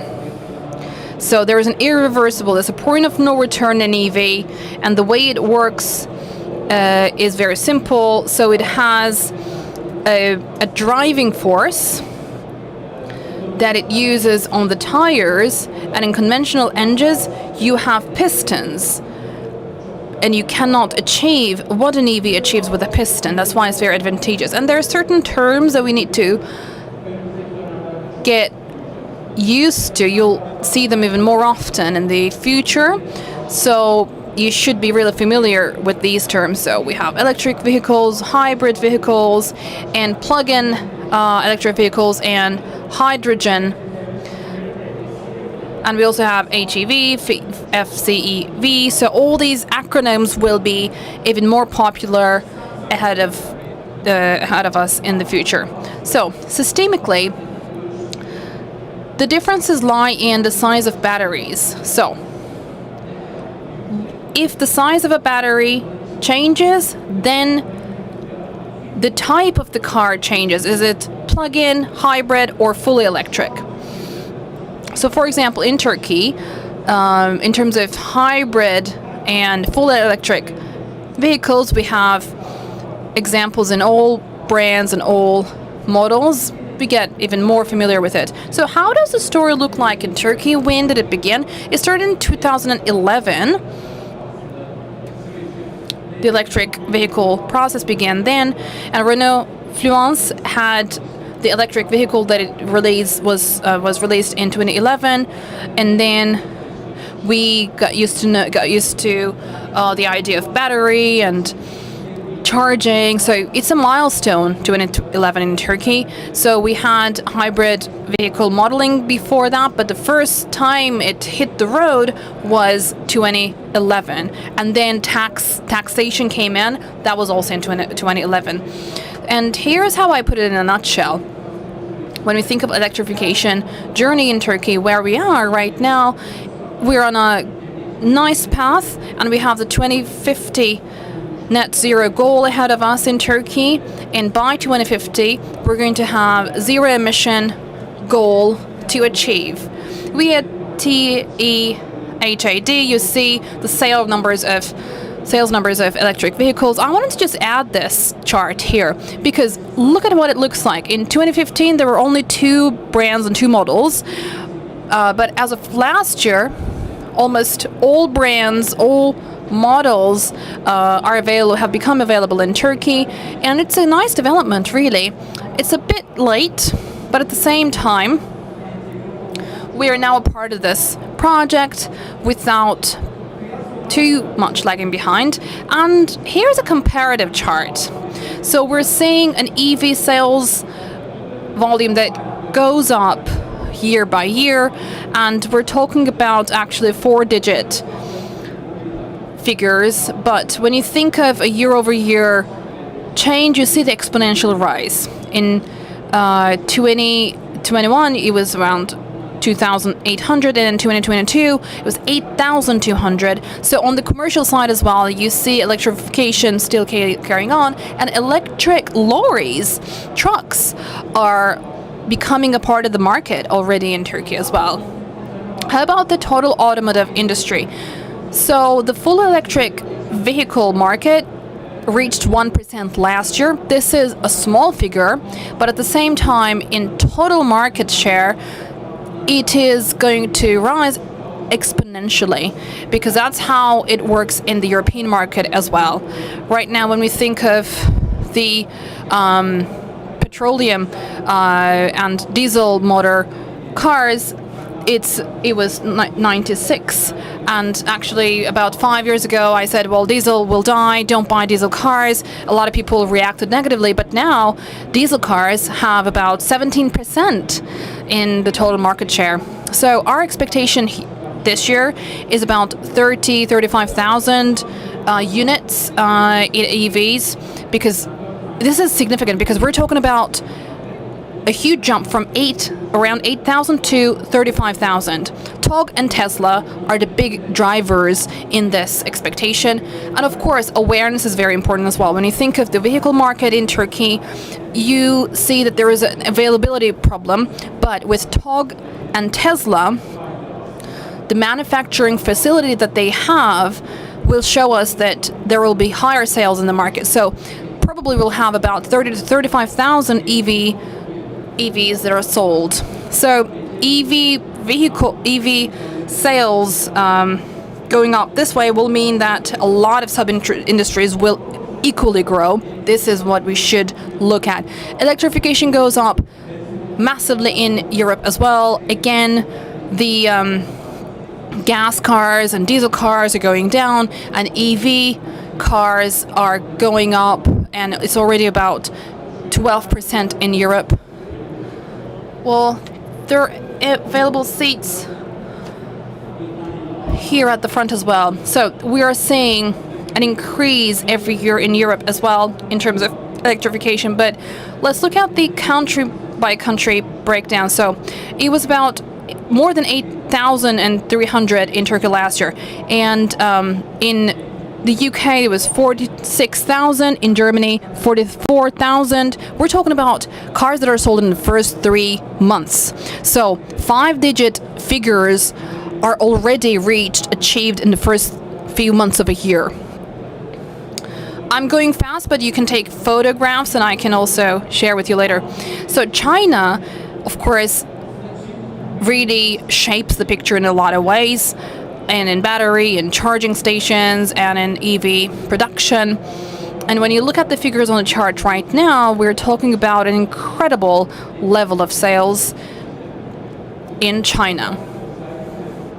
I'd like to especially emphasize what they achieve in sales, because when you think of the very low figure of sales in Turkey and the fact that we don't see a lot of EVs in Turkey, it doesn't mean that it reflects the trend in the rest of the world. Our mission at TEHAD is to make sure that developments in the rest of the world will follow in Turkey.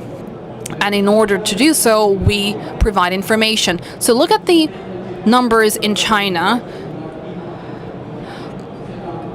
So for example, you have the vehicle type, the sedan versions and SUVs and MPVs, and we're just talking about April. When you look at the total year over year, you see a 6 to 8% increase. So every year, the sales of electric cars go up exponentially. Another visual. So we're talking about year over year expansion in the market, and it's not just an estimate. Of course, we make all these 10-year predictions, but actually we see how these predictions come true very clearly as the years go by. So predictions, forecasts can come alive. We should really bear this in mind. So when we look at the rest of the world, we are talking about EV cars sold at 26 million.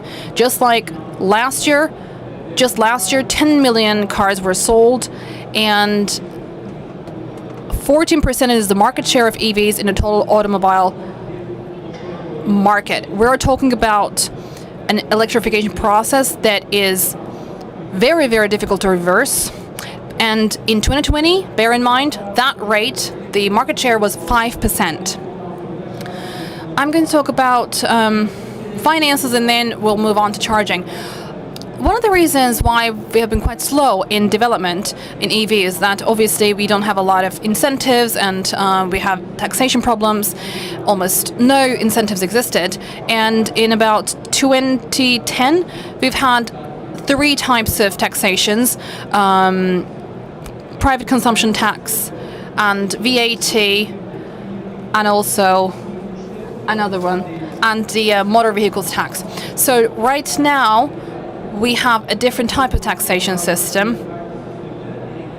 which means that if the battery has a certain power, if it is 160 kilowatt, if it's above that, the taxation goes up, and below that, it goes down. So this is obviously quite challenging for the sales of electric cars, because when you look at what's happening in the EU, you don't see such taxation. We're talking about an emerging industry. That's why it needs to be supported. Actually, when you think of all the other players, charging stations, batteries, cells, it represents a huge ecosystem. When you think of the driving force, the selling of electric vehicles, when you increase that, all the other elements in the ecosystem will also grow. R&D, of course, plays a very important role here. If in an industry you're playing in a very small area, then it will not give you a chance to develop a product. Because a company would look for a market when they want to present a certain product. So you need to have an R&D, and you need to have incentives. For Europe, there have been a lot of tax incentives for electric cars, and there have been so many different incentives ranging from 2,500 euros all the way up to 9,000 euros. But now, because their market situation almost there in Europe, they have reduced the levels of taxation. Incentives, we're not going to see them. Like, for example, in Norway, for every 10 cars sold, 2 of them are electric. The market is not huge there, but when it comes to the rate of EVs, it is still developing. So let's come to the core of what we're talking about, charging stations. I guess we already have a groundwork. So what are we talking about when we say EVs? What about taxation, yearly sales? And I guess we now have an idea as to where it's going. Charging stations are a must for EVs. We are talking about 2 interdependent units, and we are talking about wire stations. There are wireless versions as well, but now we have wire charging stations. It grew exponentially in Turkey. from about 2000, we have about reached 7,000, and there are 2 or 3 plugs on every station. This is where we are coming. If we finish the year with 35,000 EVs sold, probably at the end of the year we need to have about 15,000 charging stations. And if we're going to have $1 billion, 1 million 1 million cars, electric cars in Turkey by the end of 2030, then we need to have a lot of investment in charging stations. So there is an opportunity. But how about the number of charging stations in Europe? 100,000 in Holland, 70,000 in Germany, 45,000 in England. In Turkey, we have about 7,000. Obviously, when we think of electric cars and charging stations, there are certain investments that are underway. So, for example, public EV charging station infrastructure, we have about 40 billion euros that will go up, and then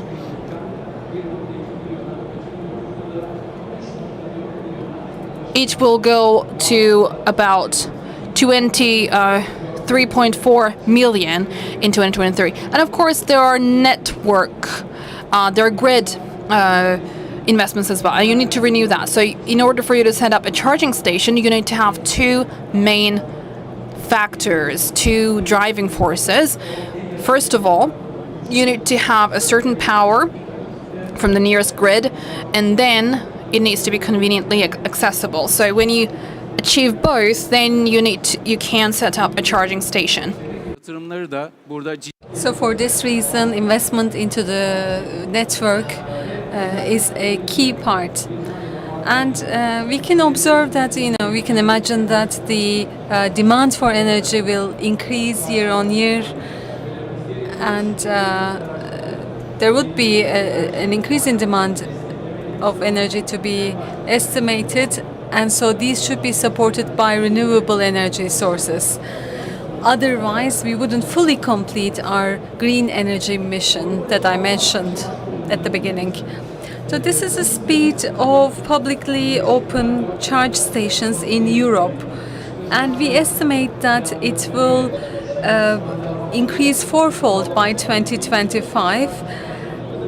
Currently, there is a speed of installation of charging stations by weekly 1,600, and we expect it to reach weekly 6,000 installations of charging stations, especially in Europe and in China. And we estimate that this will continue to increase.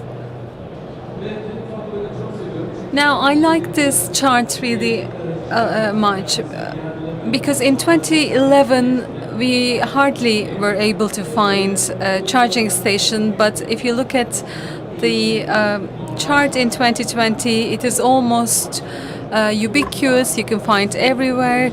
The orange ones are the DC, which is 50 kilowatts and above, and the green ones are AC stations, which is 20 kilowatts of charge. Now, for long years, for 12 years, this didn't have a regulatory framework. I mean, the industry did not have a regulation framework for a long time, and we set out the terminology. There are many terms that we didn't know in the past, but we created a booklet and a book of definitions and terminology, and then followed the regulation, license, incentives, and the Turkish Standards Institute. In the past, there wasn't any documentation in Turkish Standards Institute, but later on, a standards documentation was created. So, in 10 years, everything have gained the ground. Technology plays a key part in this as well. As I mentioned, in the past 11 years, charging stations were installed based on speaking to the owners or without any financial concern, and the industry didn't have a topology which needed to be designed, because most of us probably have just found the charging station in front of us, but we didn't know how this came about. In Europe, these systems have been created in the past 5 to 6 years. I mean, there are still discussions on CPO, what is roaming, how the charging will be, but the Turkish authority, EPK, the energy authority, have successfully gathered the stakeholders and have progressed in the past 1 year. And this is a topology, the charging network topology. But this will change, obviously, because currently you cannot roam, you cannot have payment integration, automation, because there are different regulations. The authority isn't only the energy authority, but you have the finance ministry, you have other ministries. This is the same in Europe as well. But even setting up this system so far is a success for us. I'm also conscious about time. Already 25 minutes have passed, but I can go on faster. I will move on in order to share more information. Now, we talked about charging station. What is AC? What is DC? How does the charging function? This slide focuses on this information. There are 3 types of different charging protocols. You have AC. There's mode 1 as well, but I start from mode 2. So the key thing about mode 2 is that my pointer doesn't work, but you have the control box. Normally, this is what you can find in offices, at your homes. This is like a charging unit where you can find in the offices, and you can arrange the ampere power, and because you can use it at home, and only 8 to 12 amperes are allowed to be charged in home. But if you arranged it, of course, it can go up to 32. But in our current network grid, the range is between 8 to 12. And so this charging unit allows you to adjust this. And many owners, when you buy a car, deliver this to you with the car. And then you have the AC mode charging from the grid, directly from the network. And then here, there's a commercial side. And you have 22 volts, 33 amperes, and 23 volts. You cannot use it at home unless you changed your network somehow. Many stations you will see on street are this type, and normally you have your onboard charging cable, and depending on its cable you can charge. For instance, if you have a capacity of 3.10, it will take around 6 hours to charge. Currently, all EVs come with 11 kilowatt of standard power. It used to be 3.7. That's why it used to take longer to charge. But currently, many EV models come with 22 kilowatt with option. So if you have a car with 11 kilowatts, it will probably charge in this AC mode in around a few hours.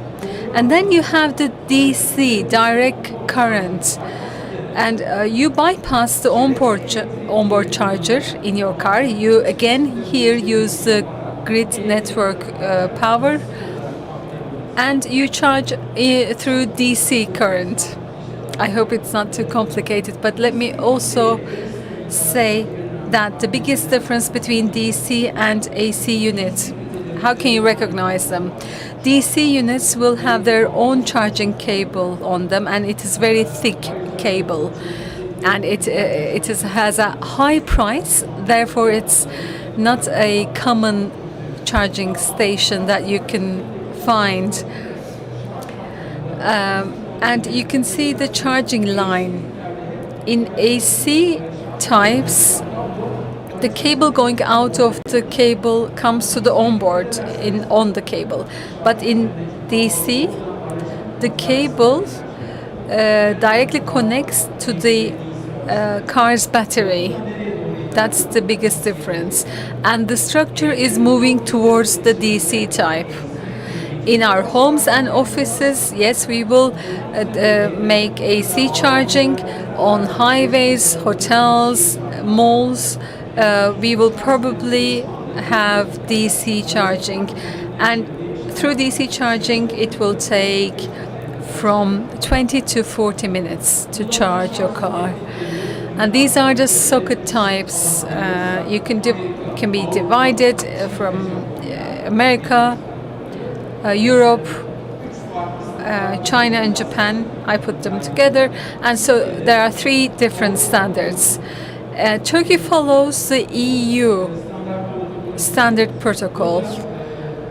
This is what Turkey uses. And here you have AC charging protocol, Menekes Type 2. Menekes is actually the brand name of the cable, but it has now become a standard. And then you have underneath that you have how you can see how the port looks. CCS2 combo is the name of this type of socket. When you close this, on top it's AC. If you see 2 structures together, that's DC. DC charges faster. It has a higher price, so the invoice may go up higher, but it is a very healthy system. Tesla uses its own protocol. It has their own superchargers, and it charges through its own cables. But in Europe, currently, Tesla uses CCS protocol in Europe. When it comes to the charging business, it has come to a good point in Turkey. Currently in Turkey, there are 127 charging companies with charging license who have obtained license to provide charging. This means that if you want to become commercial and provide charging services, you need to apply to the Electricity Authority EPK in Turkey, and it has certain specifications you need to fulfill. And within 6 months, you need to establish around 50 charging stations.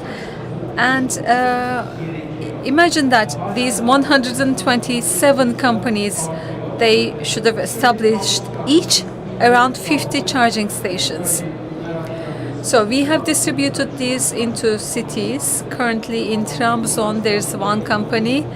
In Istanbul, there are 59 companies with license to provide the charging services. The biggest requirement is that a company has to establish a minimum of 50 charging stations in 6 months, and it has to be located in 5 different districts. So what is the investment cost of these to establish a minimum of 50 stations? 3 of them have to be DC, to be established in 5 different districts, and in total the price of 47 ACs may vary between 20 to 50,000 Turkish liras, and the cost for DCs is a bit more different depending on its power. In AC charging stations, you have 22 kilowatts standard, and you know what the price will be approximately, and the brands are the common brands that you will know. But when it comes to DC, it changes depending on kilowatts power. It can be 60, 90, 120, 300, 360, and in the US especially, you can see higher power stations. So the cost will depend on the power, and so investments will depend on the power of the charging station unit that you will focus.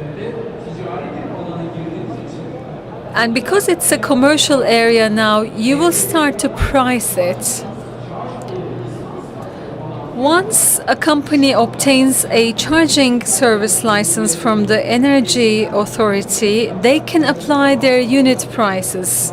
In the past, the unit prices were minute-based, and together with the law, it started to be priced based on kilowatt hour. This is the same in Europe. However, in the past, we used to price based on minutes. How many minutes a car waited in a charger or took in a charging station, but now it changed. These are the current prices that you can see, and it is paid after the charging, and the user can pay it through an application when they receive their invoice, and they can pay through their registered credit card or through internet. This is the highest power. You can see that 300 kilowatts, and it costs 7.99 with Trugo. And Tesla chargers of 250 kilowatts cost 7.7. And Tesla is more affordable if you use own brand. But if other brand is uses, it will charge 8.9, around 8.9. Any users of any brand can obtain service for any charger. If you have a Tesla, you're not only confined to a Tesla charging, but the regulation requires that a user can charge their car EV in any brand of charger. So this is a table that you will find when you want to make investment into this area. And here you can see that charging service fees and the return on investment time. So you provide the service over the unit cost, and this is it's a simple system. But the issue comes when you think about the location where you want to establish or build your charging station, whether there's an electrical infrastructure in that location. So in that process, you have to engage with infrastructure companies, municipalities. The easiest part would be the location provider.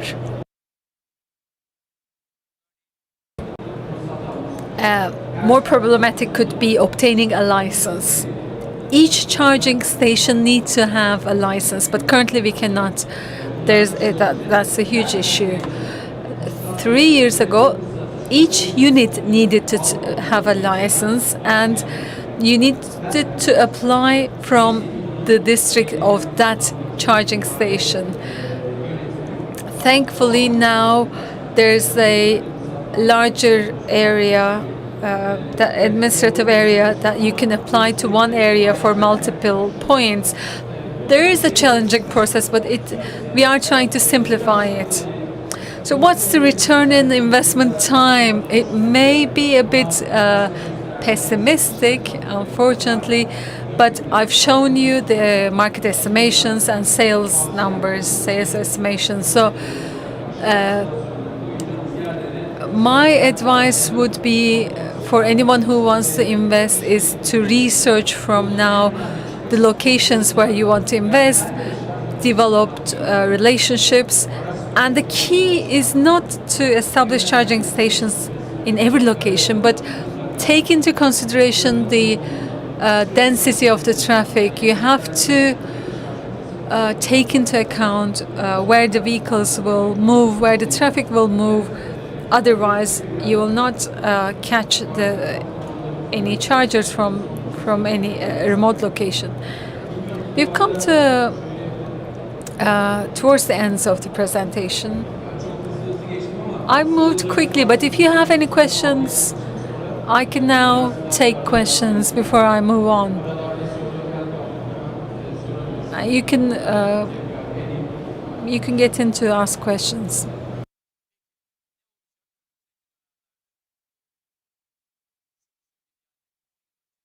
So let's look at the future. And we can take this with a degree of certainty because we were talking about this even 10 years ago and they all happened. Now, there is a requirement to obtain licenses in only fixed locations. For mobile stations, there's no need to obtain any licenses. So, one estimation is that mobile charging stations will become more common-wide and battery changing stations will become more common-wide. But once the DC stations become more common-wide, there will be changing stations for them, and there will be solar panel charging stations. Definitely they will become more common-wide. In Turkey you will see them. Solar panels on top of cars, especially on top of trucks. You will see applications of solar panels. And then we estimate cabled and non-cabled charging lines. So it allows both cabled, like this way, or cables can be made underground, put underground, and these will become more common-wide. The only obstacle currently is who will address the infrastructure. Currently, the technology isn't that common-wide due to the infrastructure obstacles, but large OEMs will implement these. If you're talking about cars, it's smaller cars, it is more feasible to have the cables underground. For instance, you're going from Istanbul to Ankara and you go across Adapazarı, which is a quite flat road of 50 to 60 kilometers. And during that road, you can have cableless, without cable, a charging line, and that will provide advantages. So you may say, I have 100 kilometers to go, I can pass Uludağ, but please charge before you go into there. We have experienced that if the road isn't flat. For Ankara, Istanbul. For Konya, it's not that important, but take into account the topographic structure of the land when you consider making your investments. And this is the finally mobile charging unit, and we are very excited to present this.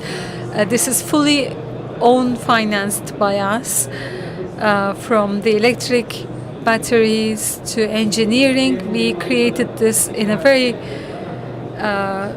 short time, and we have obtained a patent for this device, mobile device. It is both a very fun off-road device, and also it provides to locations where normally you cannot reach to support. And you can see this in hall 12 T stand, T booth. So hall 12, you can find this, the lighting as well. You can see the lighting lamps, the posts within the cities will become charging stations. Because once you park your car on the street, it can charge until the morning through those lines. What we say is that an EV isn't parked, an EV is charged. So those EVs will be charged through the light posts or lamp posts. So our only fears will become the loss of power, or and these will be the only ones. Thank you. diyenlere uyuz oluyor musunuz? Do you really hate people who say "şarj" in Turkish? Are you annoyed by them? Do you ever find yourself mispronouncing it? I'm asking it because it's your job. Probably yes. Probably I've said "şarj," but obviously it's our job to make sure that the terms are used properly. That was a joke, obviously. Here's my real question. In highways, there are facilities that serve people, and charging stations also are found there, and it is getting more and more popular. So that's good. However, for non-electric vehicles, there are all these cars that park in slots allocated to disabled ones, and actually non-electric vehicles go and park in places that are dedicated for EVs that need charging. Is there any plan to prevent that? Well, it's quite challenging because these are public areas and it can be quite personal. You should look at it from this perspective. So if there is a charging station, then that is a commercial area. So a company makes money there. You might consider it like a empty parking lot, but there is somebody that's making money out of it. So you go there, you stand in front of the stand and put up a barricade, you block the stand. How would that feel like? You should view it that way. So charging stations in parking lots are areas that provide commercial profit. You should view it that way. Secondly, it is something that we experienced a lot. Not so much these days, but think of it this way. You're on the highway, and I experienced it twice in Inönü. So, on the app, you see a charging station that looks functional and it looks convenient and available, but you always wonder whether it is available when you go there. If another car comes and occupies that place, that's a huge problem. So you go to the charging station and you basically see your fear realized. So you cannot charge your car. Well, what happens is you go there, you talk with the people, and people do not really care about your time. It's just a parking lot space for people. They don't care at all. They don't care if it's a disabled person's car or an EV that's there for charging purposes. But you need to charge your car and you need to recharge and get your battery to full power and leave. That's very, very important. Yes, there are barriers that are put up, but even that is not enough in some cases. So there could be remote switches that could be considered as solutions, but they're not real definitive solutions. Any other questions to Berkan? I cannot really ask all questions, right? You probably have questions. People that are on the phone or pretending to sleep. So, Automechanika Academy is an event that I've been coming for 3 years. And in the past, I used to just see people that did not show a lot of interest. And there are people who come and sit, but who don't want to leave because they're shy to do so. But what you can do is to pretend that somebody's called you. If you answer your phone, pretend to answer your phone and say, "Hey, Mom," you can really get rid of the space. Well, thank you so much, Berkan. We have a plaque for the gentleman. Thank you very much.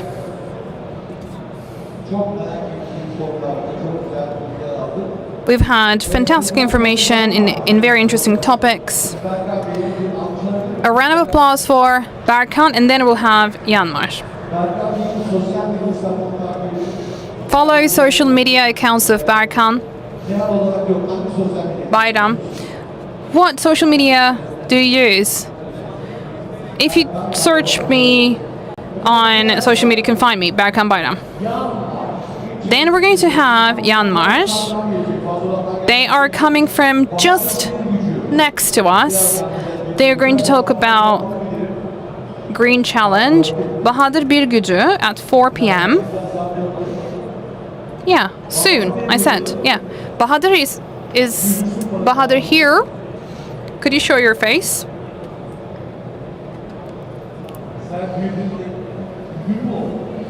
So he's now a general manager, right? I've known him when he was a kid. So Yanmar will talk about the sustainability journey. At 4 p.m. precisely, we're going to have Bahadır Birgücü here.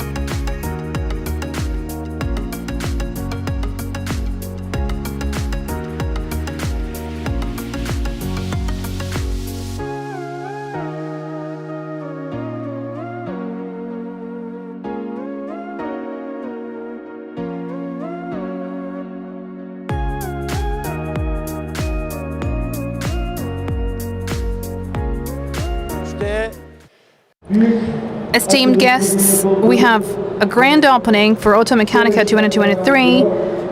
Talks for the event carry on. We're going to have Bahadır Birgücü from Myanmar, but before that,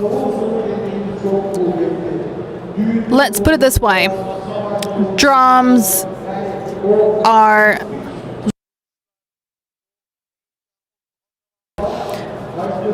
are very popular in our culture. We have them in weddings, we have them in so many other occasions. We have very important guests today. I have Chairman of the Board of Myanmar, Mustafa Kemal Erdoğan. I asked about the sushi. He said, well, my mom is Japanese and my father is Turkish. Hello, welcome. I don't know if making sushi is easier or translation, but we have other guests as well. Sahnede davullarımız var. Bize bu davullar hakkında bilgi verin. These look quite interesting, drums. Could you tell us a little bit more? 今日は私たち3人で日本の和太鼓を演奏します。で、普通のこの大きさのが、長胴太鼓。後ろにある小さい太鼓が締め太鼓。高めの音が出ます。 Bugün sizlere Japon davul gösterisi. We're going to have what I call the Japanese drum show. We're going to have higher tones in the back and then sharper tones in the front. So, what kind of a place does this drum show have in Japanese culture? Is it celebratory or does it have a menacing role? 特に演奏されますか？はい、昔は例えば神様にお願いするとき、雨を降らせたいときなどいろいろ使っていましたけれども、現代は比較的お祭りごとで楽しい雰囲気で使います。 Eskiden bunun doğuş amacı Well, the way it was born was this. So, people prayed to gods for rainfall. So it was a celebration. So it was a bit of a ritual. But right now, it is more of a celebration occasion. So is the drum culture still very popular or is it dying out?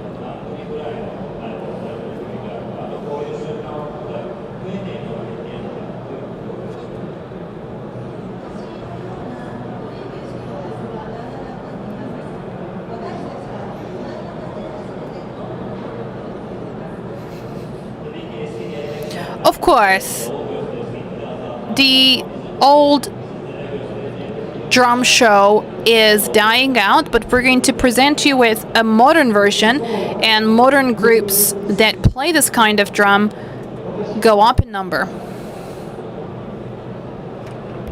マサ太鼓イスタンブールです。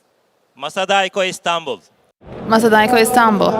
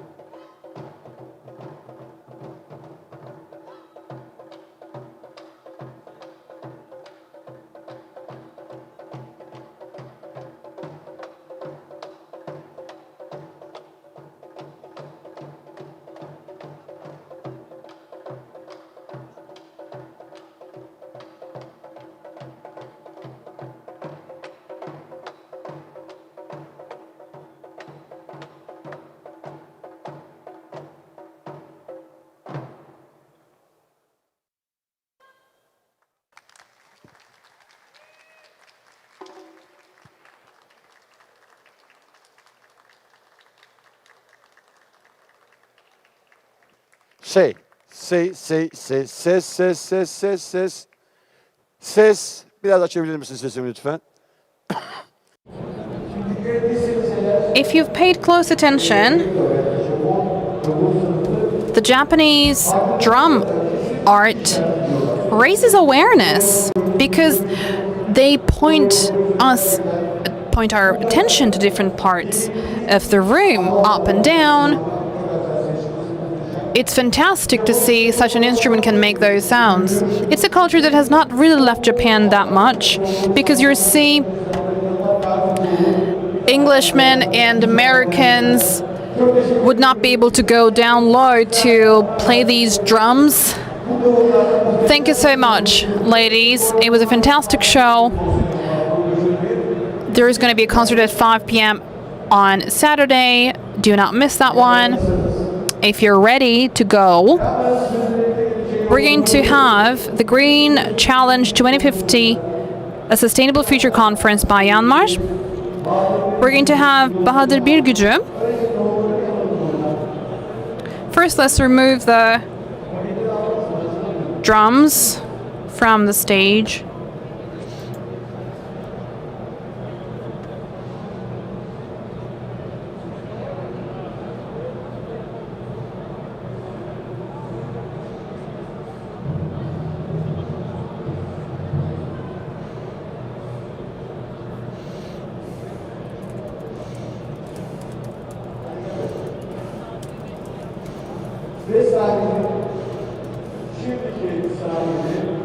Now, following this fantastic show, we're going to have Industrial Engine Business Unit New Engine Sales Manager Bahadır Birgücü from Yanmar. The floor is yours.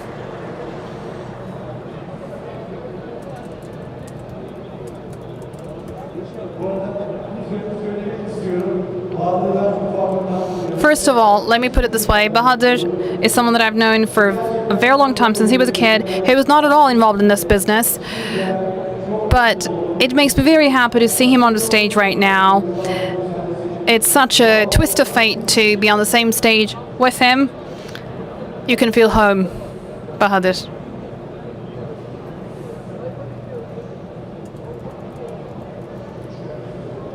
Welcome, everyone. Yanmar, Turkey is joining Automechanika for the first time. For those of you who know it, maybe I shouldn't really talk about it too much, but we do have a presentation for those of you who might not know about it. We have a distinctive feature. We are an eco-oriented, environment-oriented company. We do care about the environment, and we have a good presentation for that. We have a video to share with you.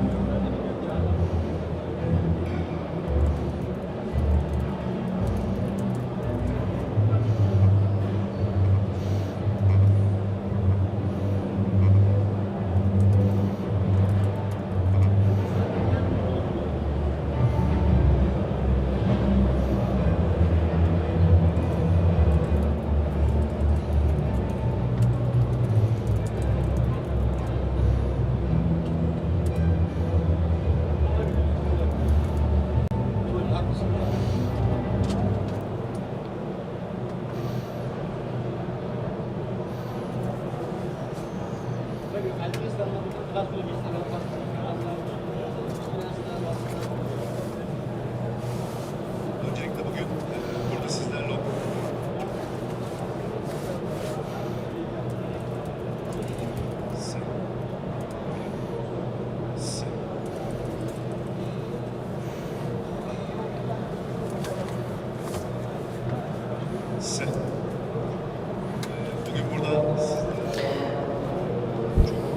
We're very happy to be here with you today. Yanmar is a leading engine manufacturer, and Yanmar Turkey Incorporation is where I come from, and for more than a decade, I've been involved in this business. I would like to talk about our goals from 2022 onward, and I will also mention a few things about our brand, and most importantly, I'm going to talk about how environmentally oriented we are. Although we're producing engines, I'm going to talk a little bit about our green challenge.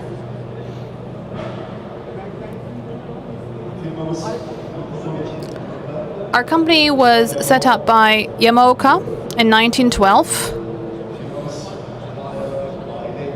It is still a family company. Yamaoka is our chairman.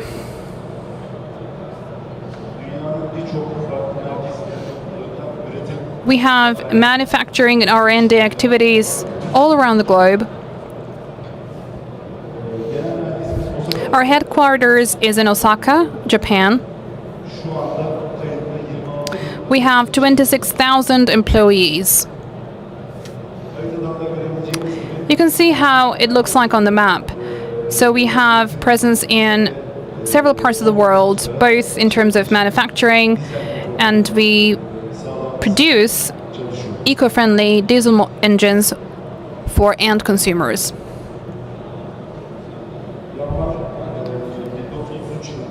In 1933, Yanmar had a diesel engine the size of this room, but now it has a compact engine. So a spirit that has not changed is the focus on environment, and we are working towards this goal to make sure that without harming the environment, our products reach the end consumer. So let's look at what we do in our main activities. So we have industrial engines, and we are also leading the way across the globe in marine vehicles and equipment. And we also have attachments, components that help these vehicles reach the end consumers. And we also have large-scale engines that are used in dry goods ships. And most importantly,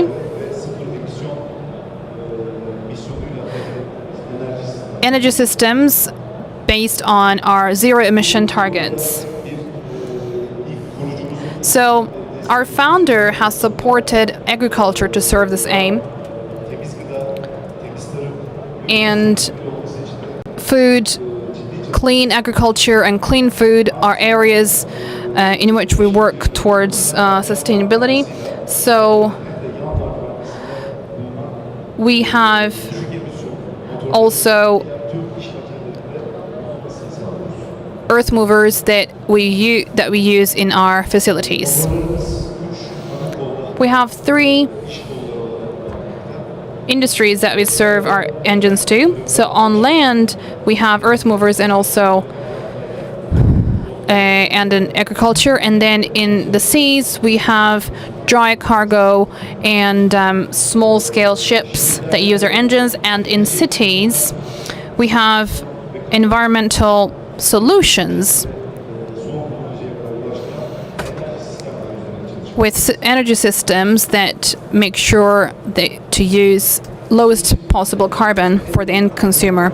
Sustainability solutions are what matters to us most. I'm going to mention that. So although we're producing engines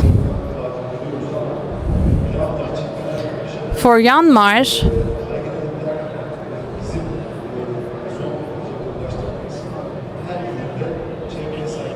We have to make sure that we respect the environment for everything that we do up until we reach the end consumer. So social and environmental sustainability is what matters to us, but we're not only talking about a certain place, we're talking about the entire world.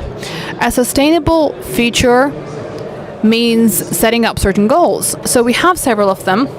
A society that saves on energy, and actually we start this from all our offices and our headquarters. We are talking about 26,000 employees who are very responsible for what they do. When they see a certain machine that doesn't function for any purpose, they unplug. So we're talking about an awareness that is a part of the entire staff, and we try to make sure that we support sustainability in a whole society. There's a journey that begins with agriculture. We're not only talking about earth movers and generators, but we are going to carry on manufacturing and developing products for the benefit of the entire society.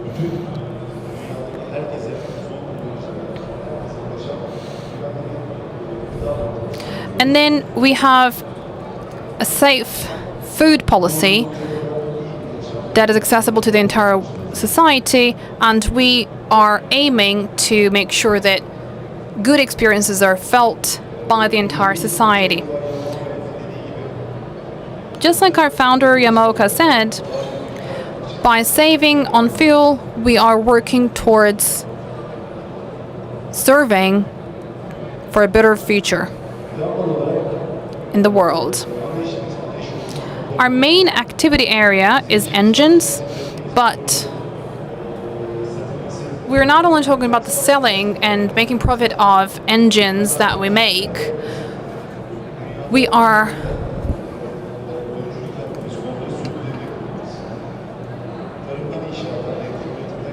and actually we have so many different types of engines in so many different industries with high efficiency and low energy use. Dünyadaki gördüğünüz sunumun başındaki dünya haritasındaki satış merkezlerinden ziyade. So how do we do this? Rather than through sales services, we have product development centers, and we do this depending on our customers' needs and by developing our technologies each day.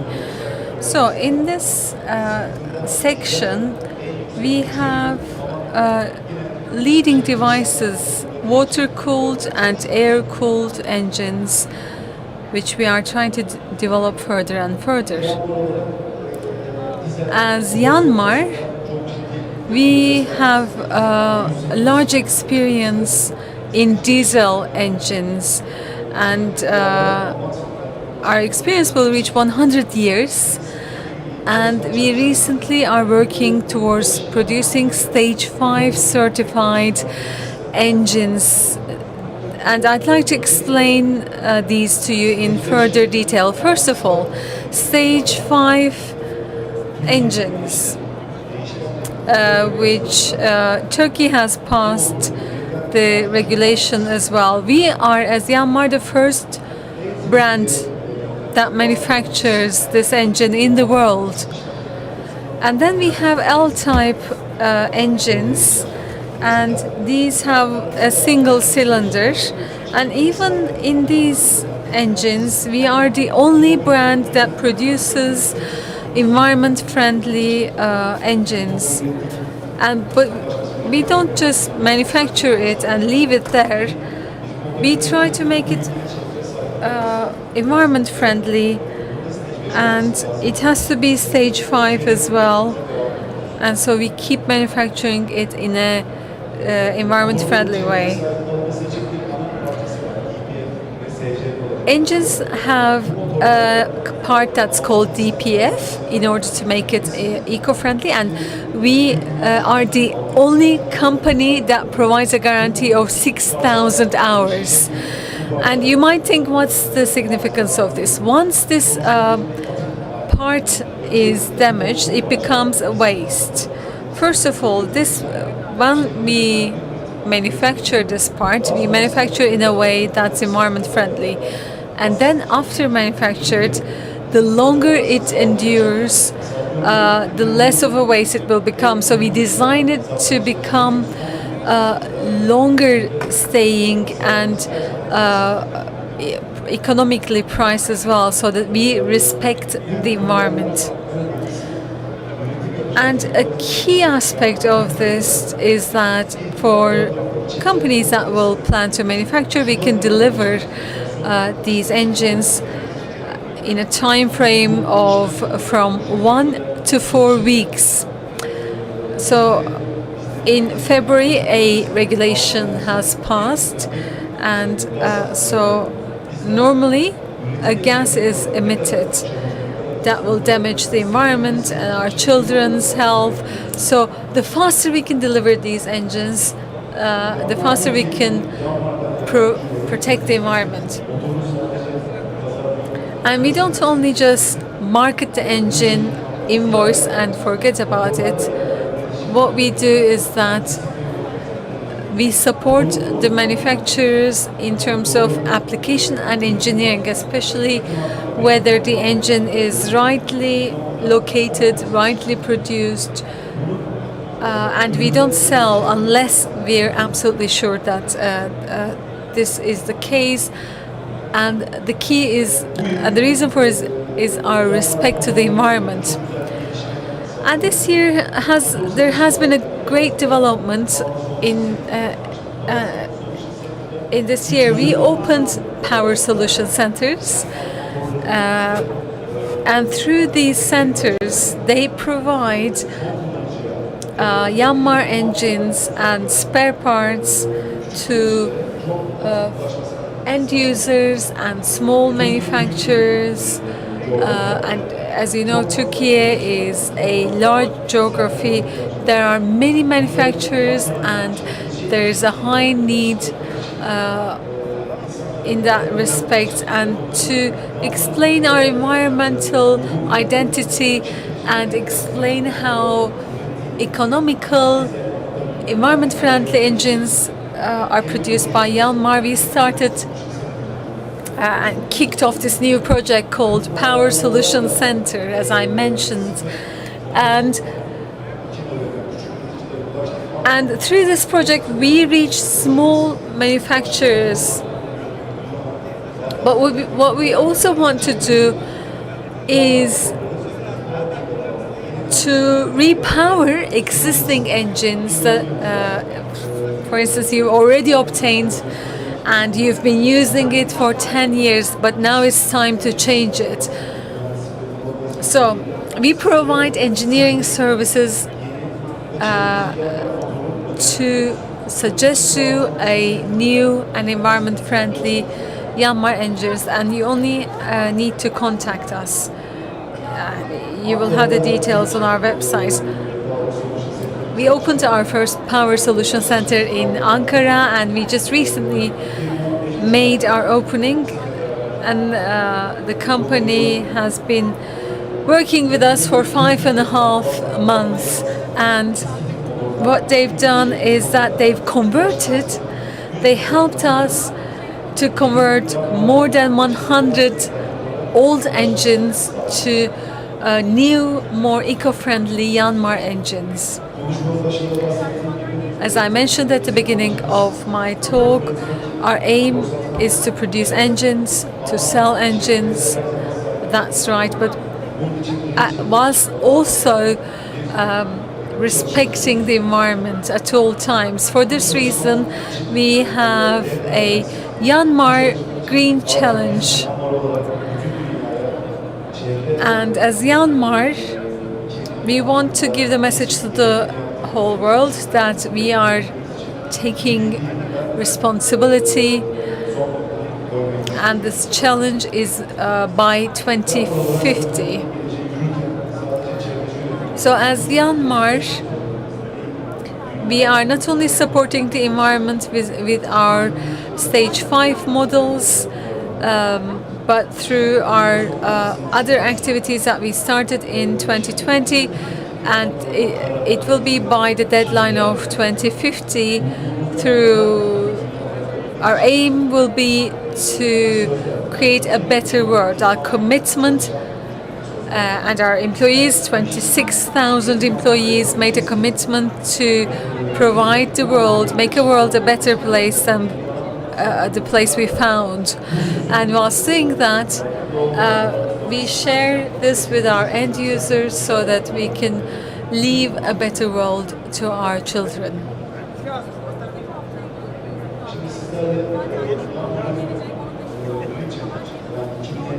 Now, what I'd like to do is to share a short video of Myanmar's Green Challenge. One step at a time, for the land, the sea, and the city, for the world itself. We will leave this world better than we found it. Myanmar Green Challenge 2050. Myanmar will fundamentally transform its business by 2050. An environmentally friendly, greenhouse gas-free company. From our business activities, our suppliers' manufacturing processes, and our products themselves, we will eliminate emissions of greenhouse gas and harmful substances. Then, we will commit to helping our customers reduce their environmental impact to zero. Change and challenge. Let's do this together, one step at a time. A sustainable future. Myanmar Green Challenge 2050.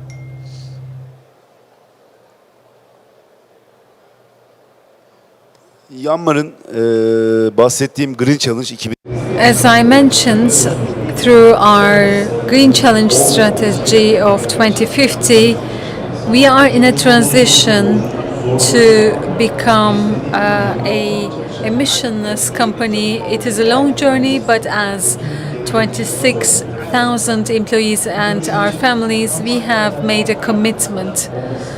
And as part of this commitment, we have 3 different sub-areas.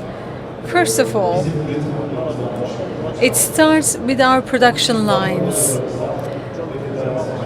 And our first area is to have zero emission in our corporate activities, our supply chain, and our usage of products. The second challenge is to minimize the usage of clean water in our corporate activities, and to have,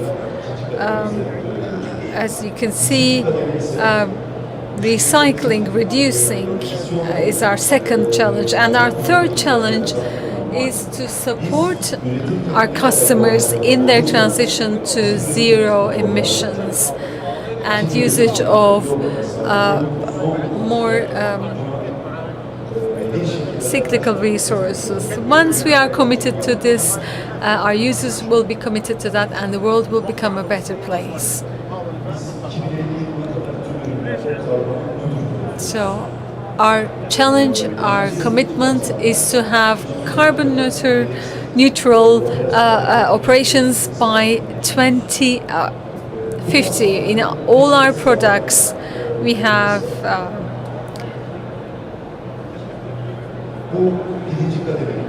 the first stage details, as you can see.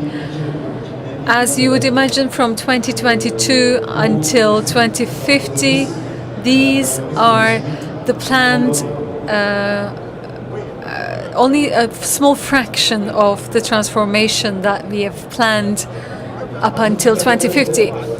In the second phase, our challenge is to have zero environmental impact and recycling of resources. And how are we going to do this? By recycling, repairing, reducing water consumption, and reducing materials that are damaging the environment. The challenge 3 is to have carbon neutral products and solutions. And for this, we are trying to have carbon negative solutions for our customers, and you can read the details, although it's hard to explain all of them. But you can rest assured that these are within our 2050 targets.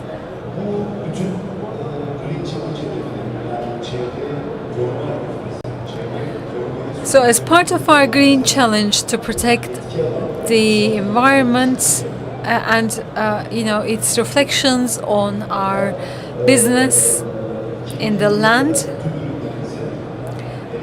in terms of the land, we want to have all of our products to electrical and carbon neutral.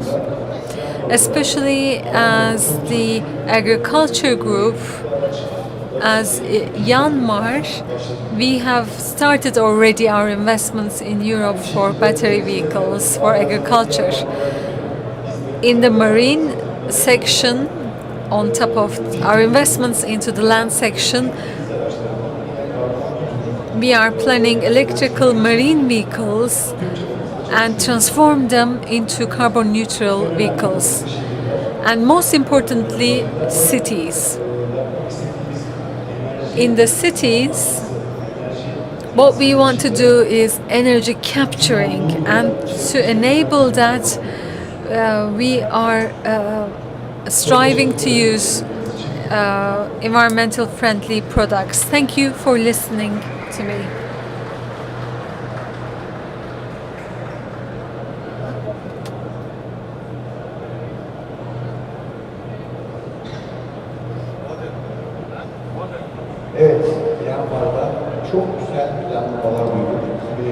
Well, we have heard the fantastic planning of Myanmar by 2050, and what you said, that you want to leave the world a better place than the place you found it. It should be the aim for all of us. I'd like to present to you this thank you plaque for your contributions of Automechanika 2023 and for your speech.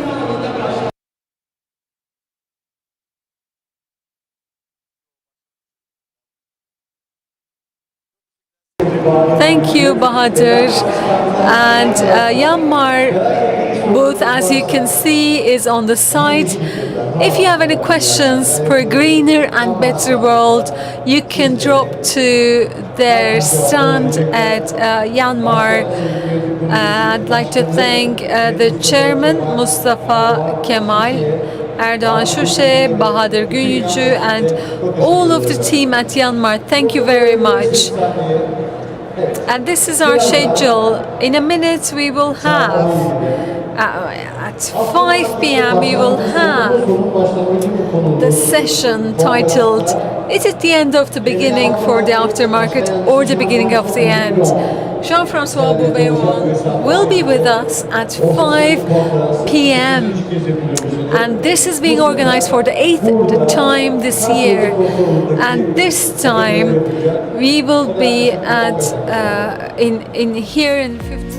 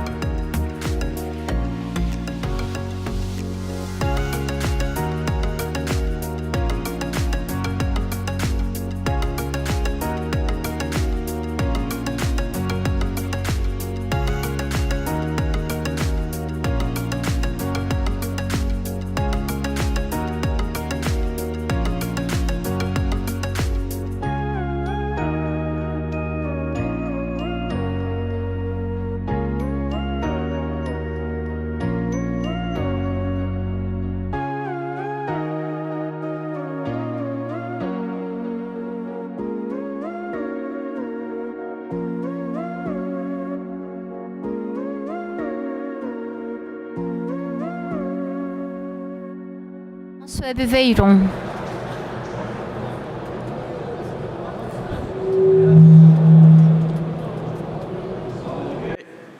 Perfect. So first and foremost, good night. Or at this time of the day, I should say tonight. And pardon me, but that's all about my Turkish skills. So the rest of the presentation will be in English, and I hope you get the proper translation from the team in the cabin over here. I really wanted to, at the beginning, to speak about myself for the next 30 minutes, but Zia, the president of the Turkish Association, said to me, you need to talk about the automotive world. So thank you, Zia, for reminding me that I need to talk about automotive. Interestingly enough, the fact that I'm mentioning I have 80 stamps on my passport here, I'm visiting a lot of customers around Europe and around Africa and around Middle East. And I always get the same question. Is there a future for aftermarket? With all the new technology coming, with all the noise we hear around ourselves, can we trust our future? Can we ask our kids to take over the business because they will still be enjoying the business? I'll try to give you an answer today. Prior to give you an answer, just let me present you why I'm here on stage. I'm representing the group BorgWarner, and the group BorgWarner is specialized in propulsion technologies, everything that moves a car, a truck, a bus, or any other vehicle. BorgWarner has announced recently that they will invest heavily in electrification and electrified cars. Number one.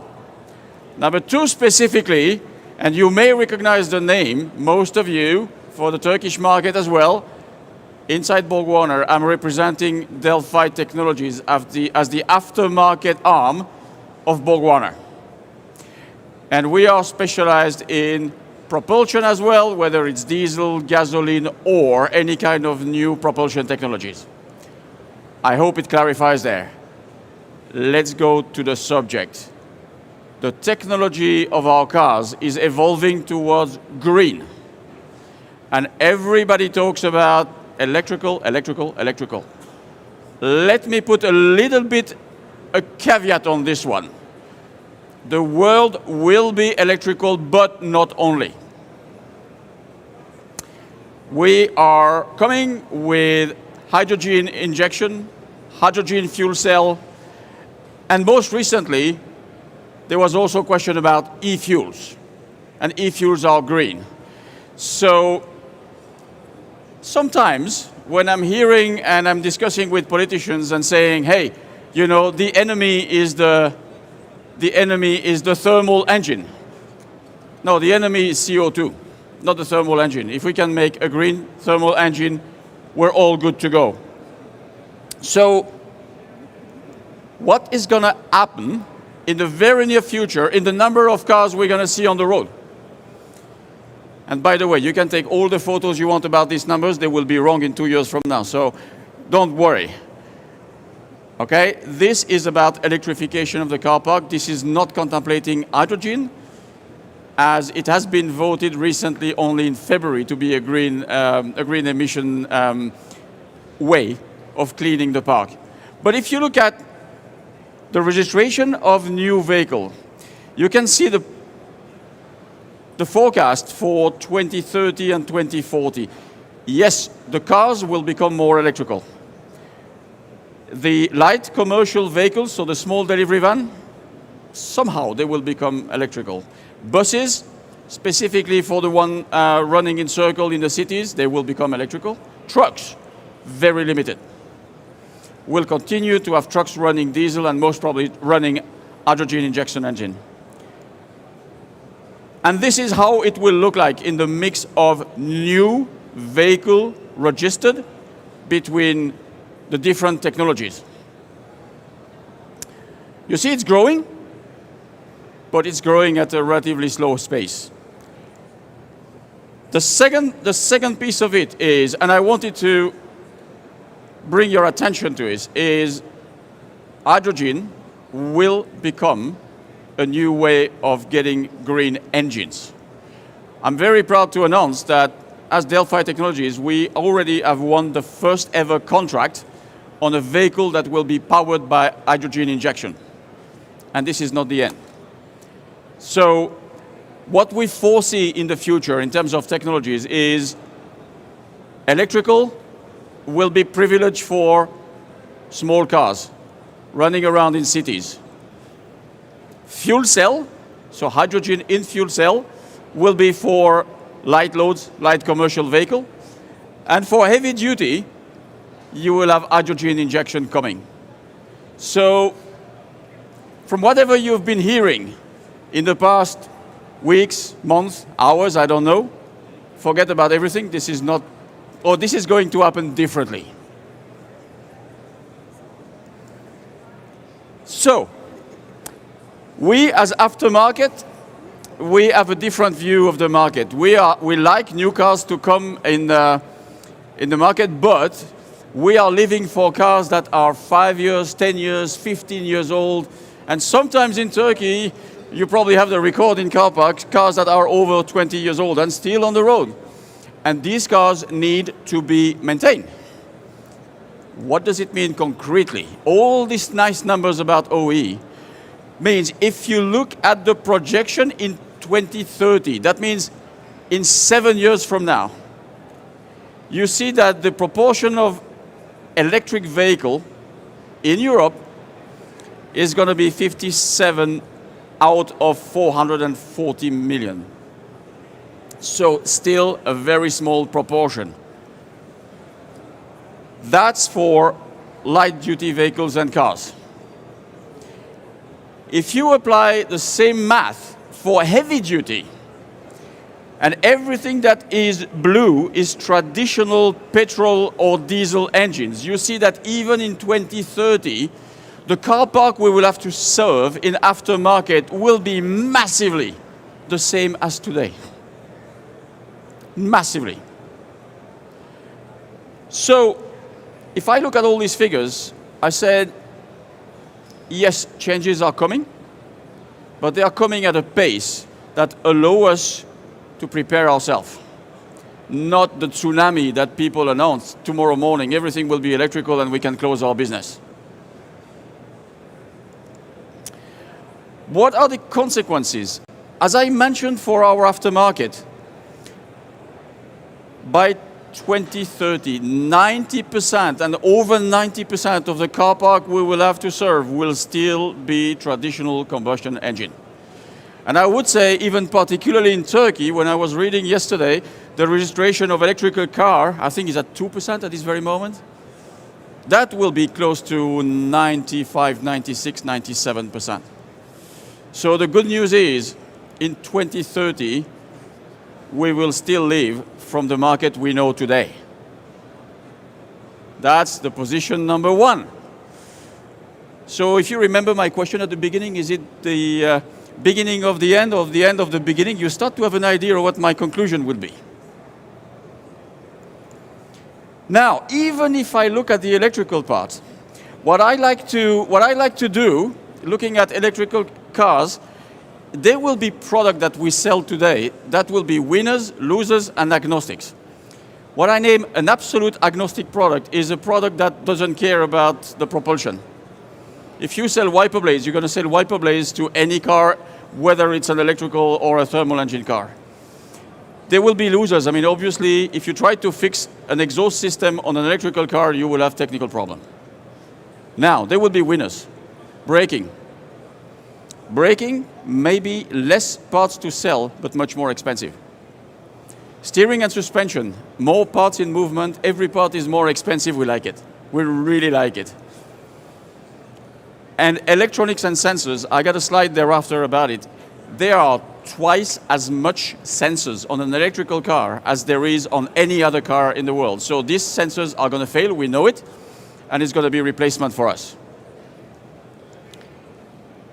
And there's also some new business that will be happening. I mentioned the high voltage sensors. Okay, that's not easy to put his fingers, it's 400 volt batteries, but there are sensors on the car. There will be business about remanufacturing, refurbishing batteries, for example, or any other electrical or electronic components. And I'm of the belief that there will be a business for remanufacturing power electronics. That's new opportunities. We don't do anything today about this. Now let me focus a bit on, well, okay, nicely said, the business is there, the business is going to be moving, but what are you doing as a manufacturer to help the business to continue doing its job? That's a good question.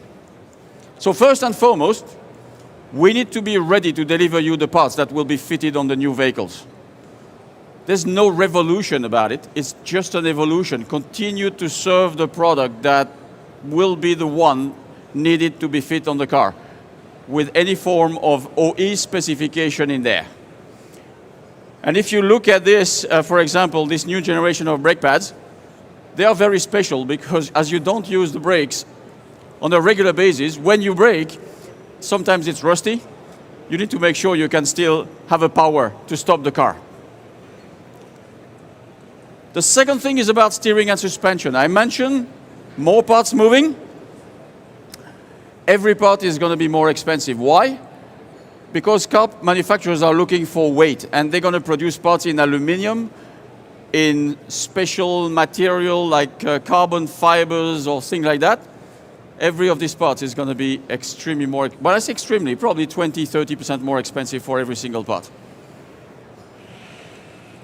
And every car now, good thing about it, is coming with an ADAS system where basically you're the driver, or you have the feeling you're the driver, but the car is doing a lot of decision for you, like changing track and looking at the car up front and automatic braking and so on and so forth. And lately, when talking about hydrogen injection, we need to be ready as well to supply you the products that will allow the repair of it. If you look at the hydrogen injection, it looks very familiar for people who are currently dealing with the diesel applications. It's a common rail, you have injectors on top, and you have a calculator. This will be a business that will continue to be in the hands of aftermarket. Last but not least, I'm a strong believer that there will be remanufacturing opportunity for very expensive products. Just give you an example. I was looking at some car manufacturers' price list recently. The new components for an electrical car, when they will have to be replaced, they will be in the range of 4,000 to 5,000 euros retail, just the component. Then you will have to add the price of labor and everything on top of it. I would not like to be the customer with a 5-year-old car that has to pay 10,000 euros to get my car fixed. And I'm sure, as you wouldn't be the guy neither. We will have to find solution to make the repair more affordable. And I'm convinced that remanufacturing will become a key one. And I know that in Turkey there are some laws about remanufacturing and what you can do and what you can't do, but we'll have to be also answering the market, and we'll have to bring a solution for the Turkish market as well.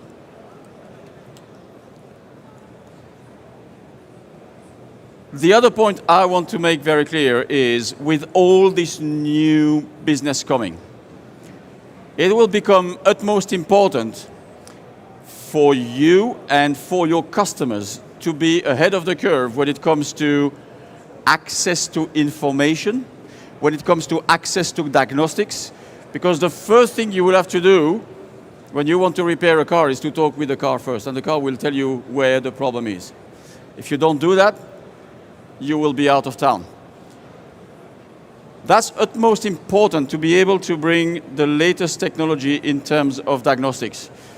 And if you think about what the car manufacturers have been creative in the last few years around security gateways, stopping the access to the ECU.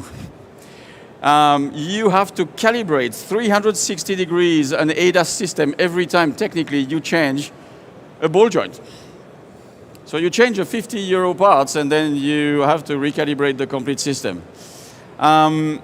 you will have to have remote diagnostics very soon, where people can phone and you can take the hands, like you do in IT. When you have a problem with IT, nobody comes home. People take care of your computer from wherever in the world.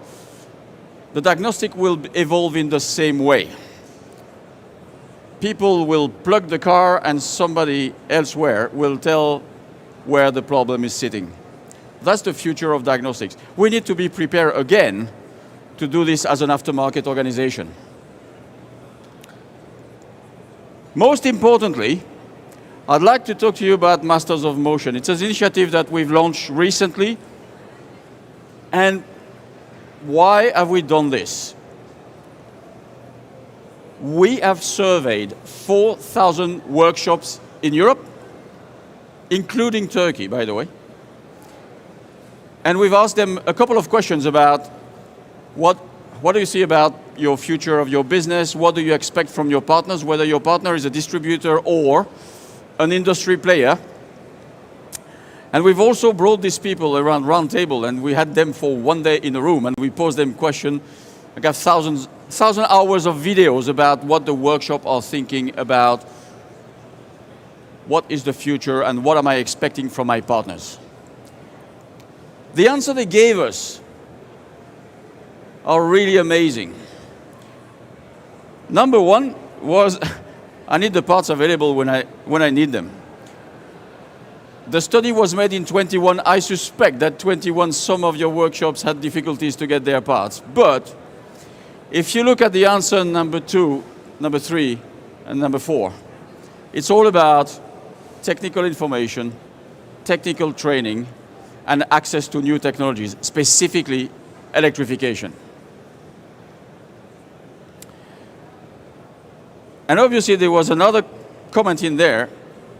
People are still very kind to get a special deal, a special promotion, because we are all humans. We like to get a special price when we buy something. But that didn't come as number one. Number one was the availability. Number 2, 3, and 4, that was get me the information I need to fix the car. So, what we did, we said, Mr. Workshops, if it's what you want, we're going to make it for you. And something that the workshop told us was as well what I will name the rule of 3. You will remember the rule of 3. When I'm in a workshop, I have a car on the ramp. I'm in stress because I don't know what to do. I got 3 minutes to find a solution. And I can tell you that 80% of the workshop we surveyed told us, what I'm doing, I'm going on Google and I'm Googling my problem. I'm trying to find a solution. The best friend of workshops at this very moment is YouTube. So, first and foremost, we said, great, if you are looking on YouTube, then we're going to post video on YouTube on how to repair the cars. Easy. The second rule of 3 is I got 3 hours in front of me. And I want to train myself. So I'm not going to move from Izmir or Bursa to Istanbul. I have 3 hours. Do you have a service online? I can help myself within the 3 hours to train on something I would like to learn. Okay, if the answer is that simple, we're going to do it for you. And number 3 is I got 3 days. And I want to train myself on something that will really be educational for me. And it's like electrical vehicle, high technical aspects. And that's where we said, okay, then you need to move yourself from where you are to a training center. But you will do it only if it's highly qualified. So what we've done is taken this feedback in consideration and say, if it's what you need, we're going to make the 3 for you. We're going to make the 3 minutes, the 3 hours, and the 3 days. By the way, if you want, take the time to scan the QR code and you will get access to our hub.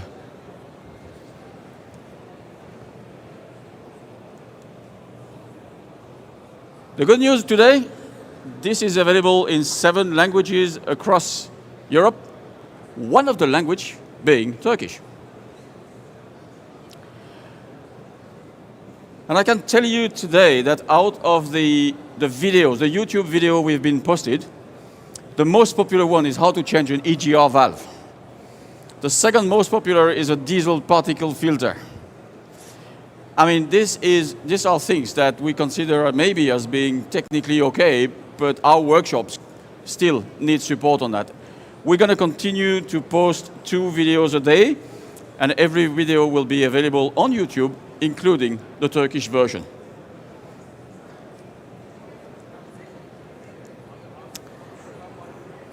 So again, looking at the workshops, because frankly speaking, when I'm looking at our business, all the numbers you've seen in front of the presentation are describing how the market will evolve. But at the end, the guys who are making the decision, who are taking care of the customer, taking care of the cars, are our workshop, and we need to take care of our workshops.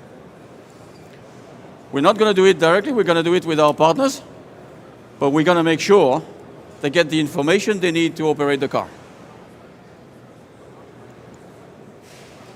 And this is under the umbrella Masters of Motion. And hopefully... Merhaba, ben Delphi Technologies'den Matt. Hi, I'm Matt from Delphi Technology. Today I'm going to tell you about how to change the ABC sensors. The first thing is just to take away the wheel. After deinstalling the wheel, the first step is to reach the connector.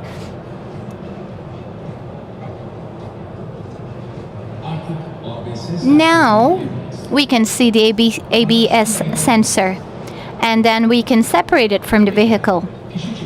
So we unplug it, and then we start to unplugging the wheels.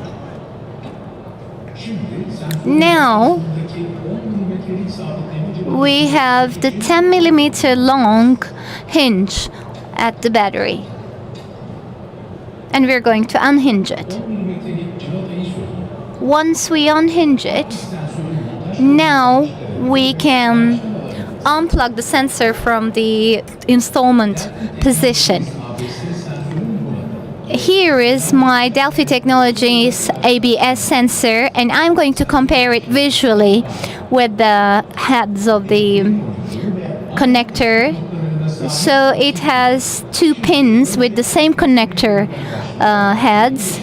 And now we are going to connect a new component. And then we're going to put it on the chassis at the clips. And then we are going to plug the ends of the cable at the desired positions. And of course, we can have a great installment. In order to have a great installment, we have to clean the surface. And next step is to put the sensor.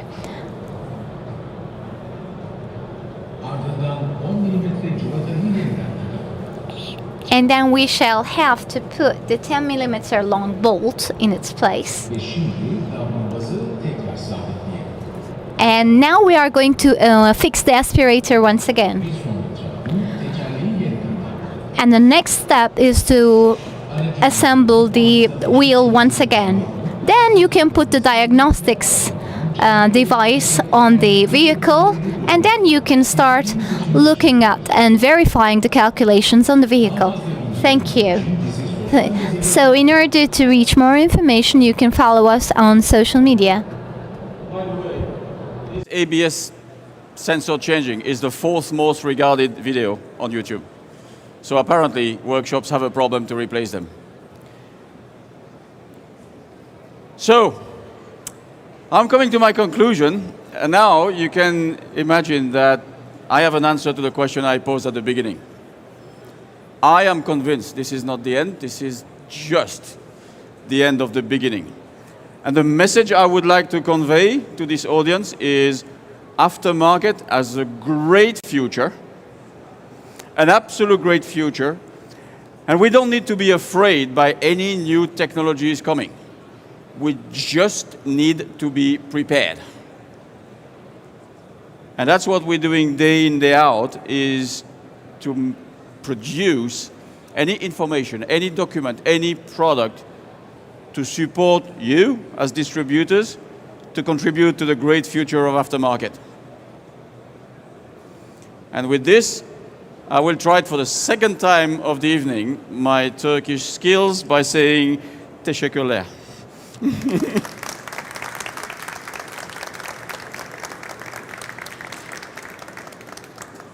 I will be happy to take some questions if you have a few.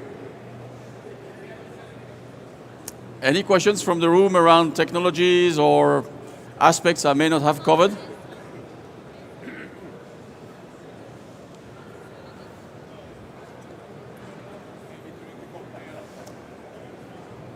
Okay. So with this, questions over here. If we can have a microphone, please. My question is very simple. Can you just tell about the new progress? Normally OE companies or OES try to get all the data collection at their selves and never want to share with the independent aftermarket players. So this has been discussed since maybe more than 10 years. CLEPA, other associations are trying to, let's say, fight against this attitude. Is there any new progress to share this data, big data collected with all aftermarket independent players? It's a very good question, and I'm part of two European associations, and I'm spending a significant amount of time to fight for the access to data. As you can imagine, this is a kind of a political lobbying subject, so it takes a lot of time. And we are working as an industry very close to the CLEPA and the CLEPA aftermarket specifically to step by step get access to data. And I think where we are at this very moment is to say, we understand that accessing data may have a price, but this price needs to be reasonable and the access to data needs to be immediate. Not in 3 days, not in 4 days. I need the information when the car is on the road. So we are making progress. Some car manufacturers are more cooperative than others, and we start to have good cooperation with a few in Europe. I think the progress will be more in the. Is there any legal progress, any new law to protect? I think the answer will be in the European law. And Europe is not the only one to fight. There's the North American Association is also fighting for the same sake, and I think initially, before we get into court case, and there was a few recently. There was one against a Korean manufacturer. There was once against a French manufacturer. Before fighting in front of a court, we'd like to have this written into the text, into the law, the European law, and make sure that we get access. Because at the end, we talk about the consumers. I mean, it's us. It's not anybody else. It's us. And I wouldn't like somebody dictating me where I need to repair my car tomorrow morning. I need to have the free choice.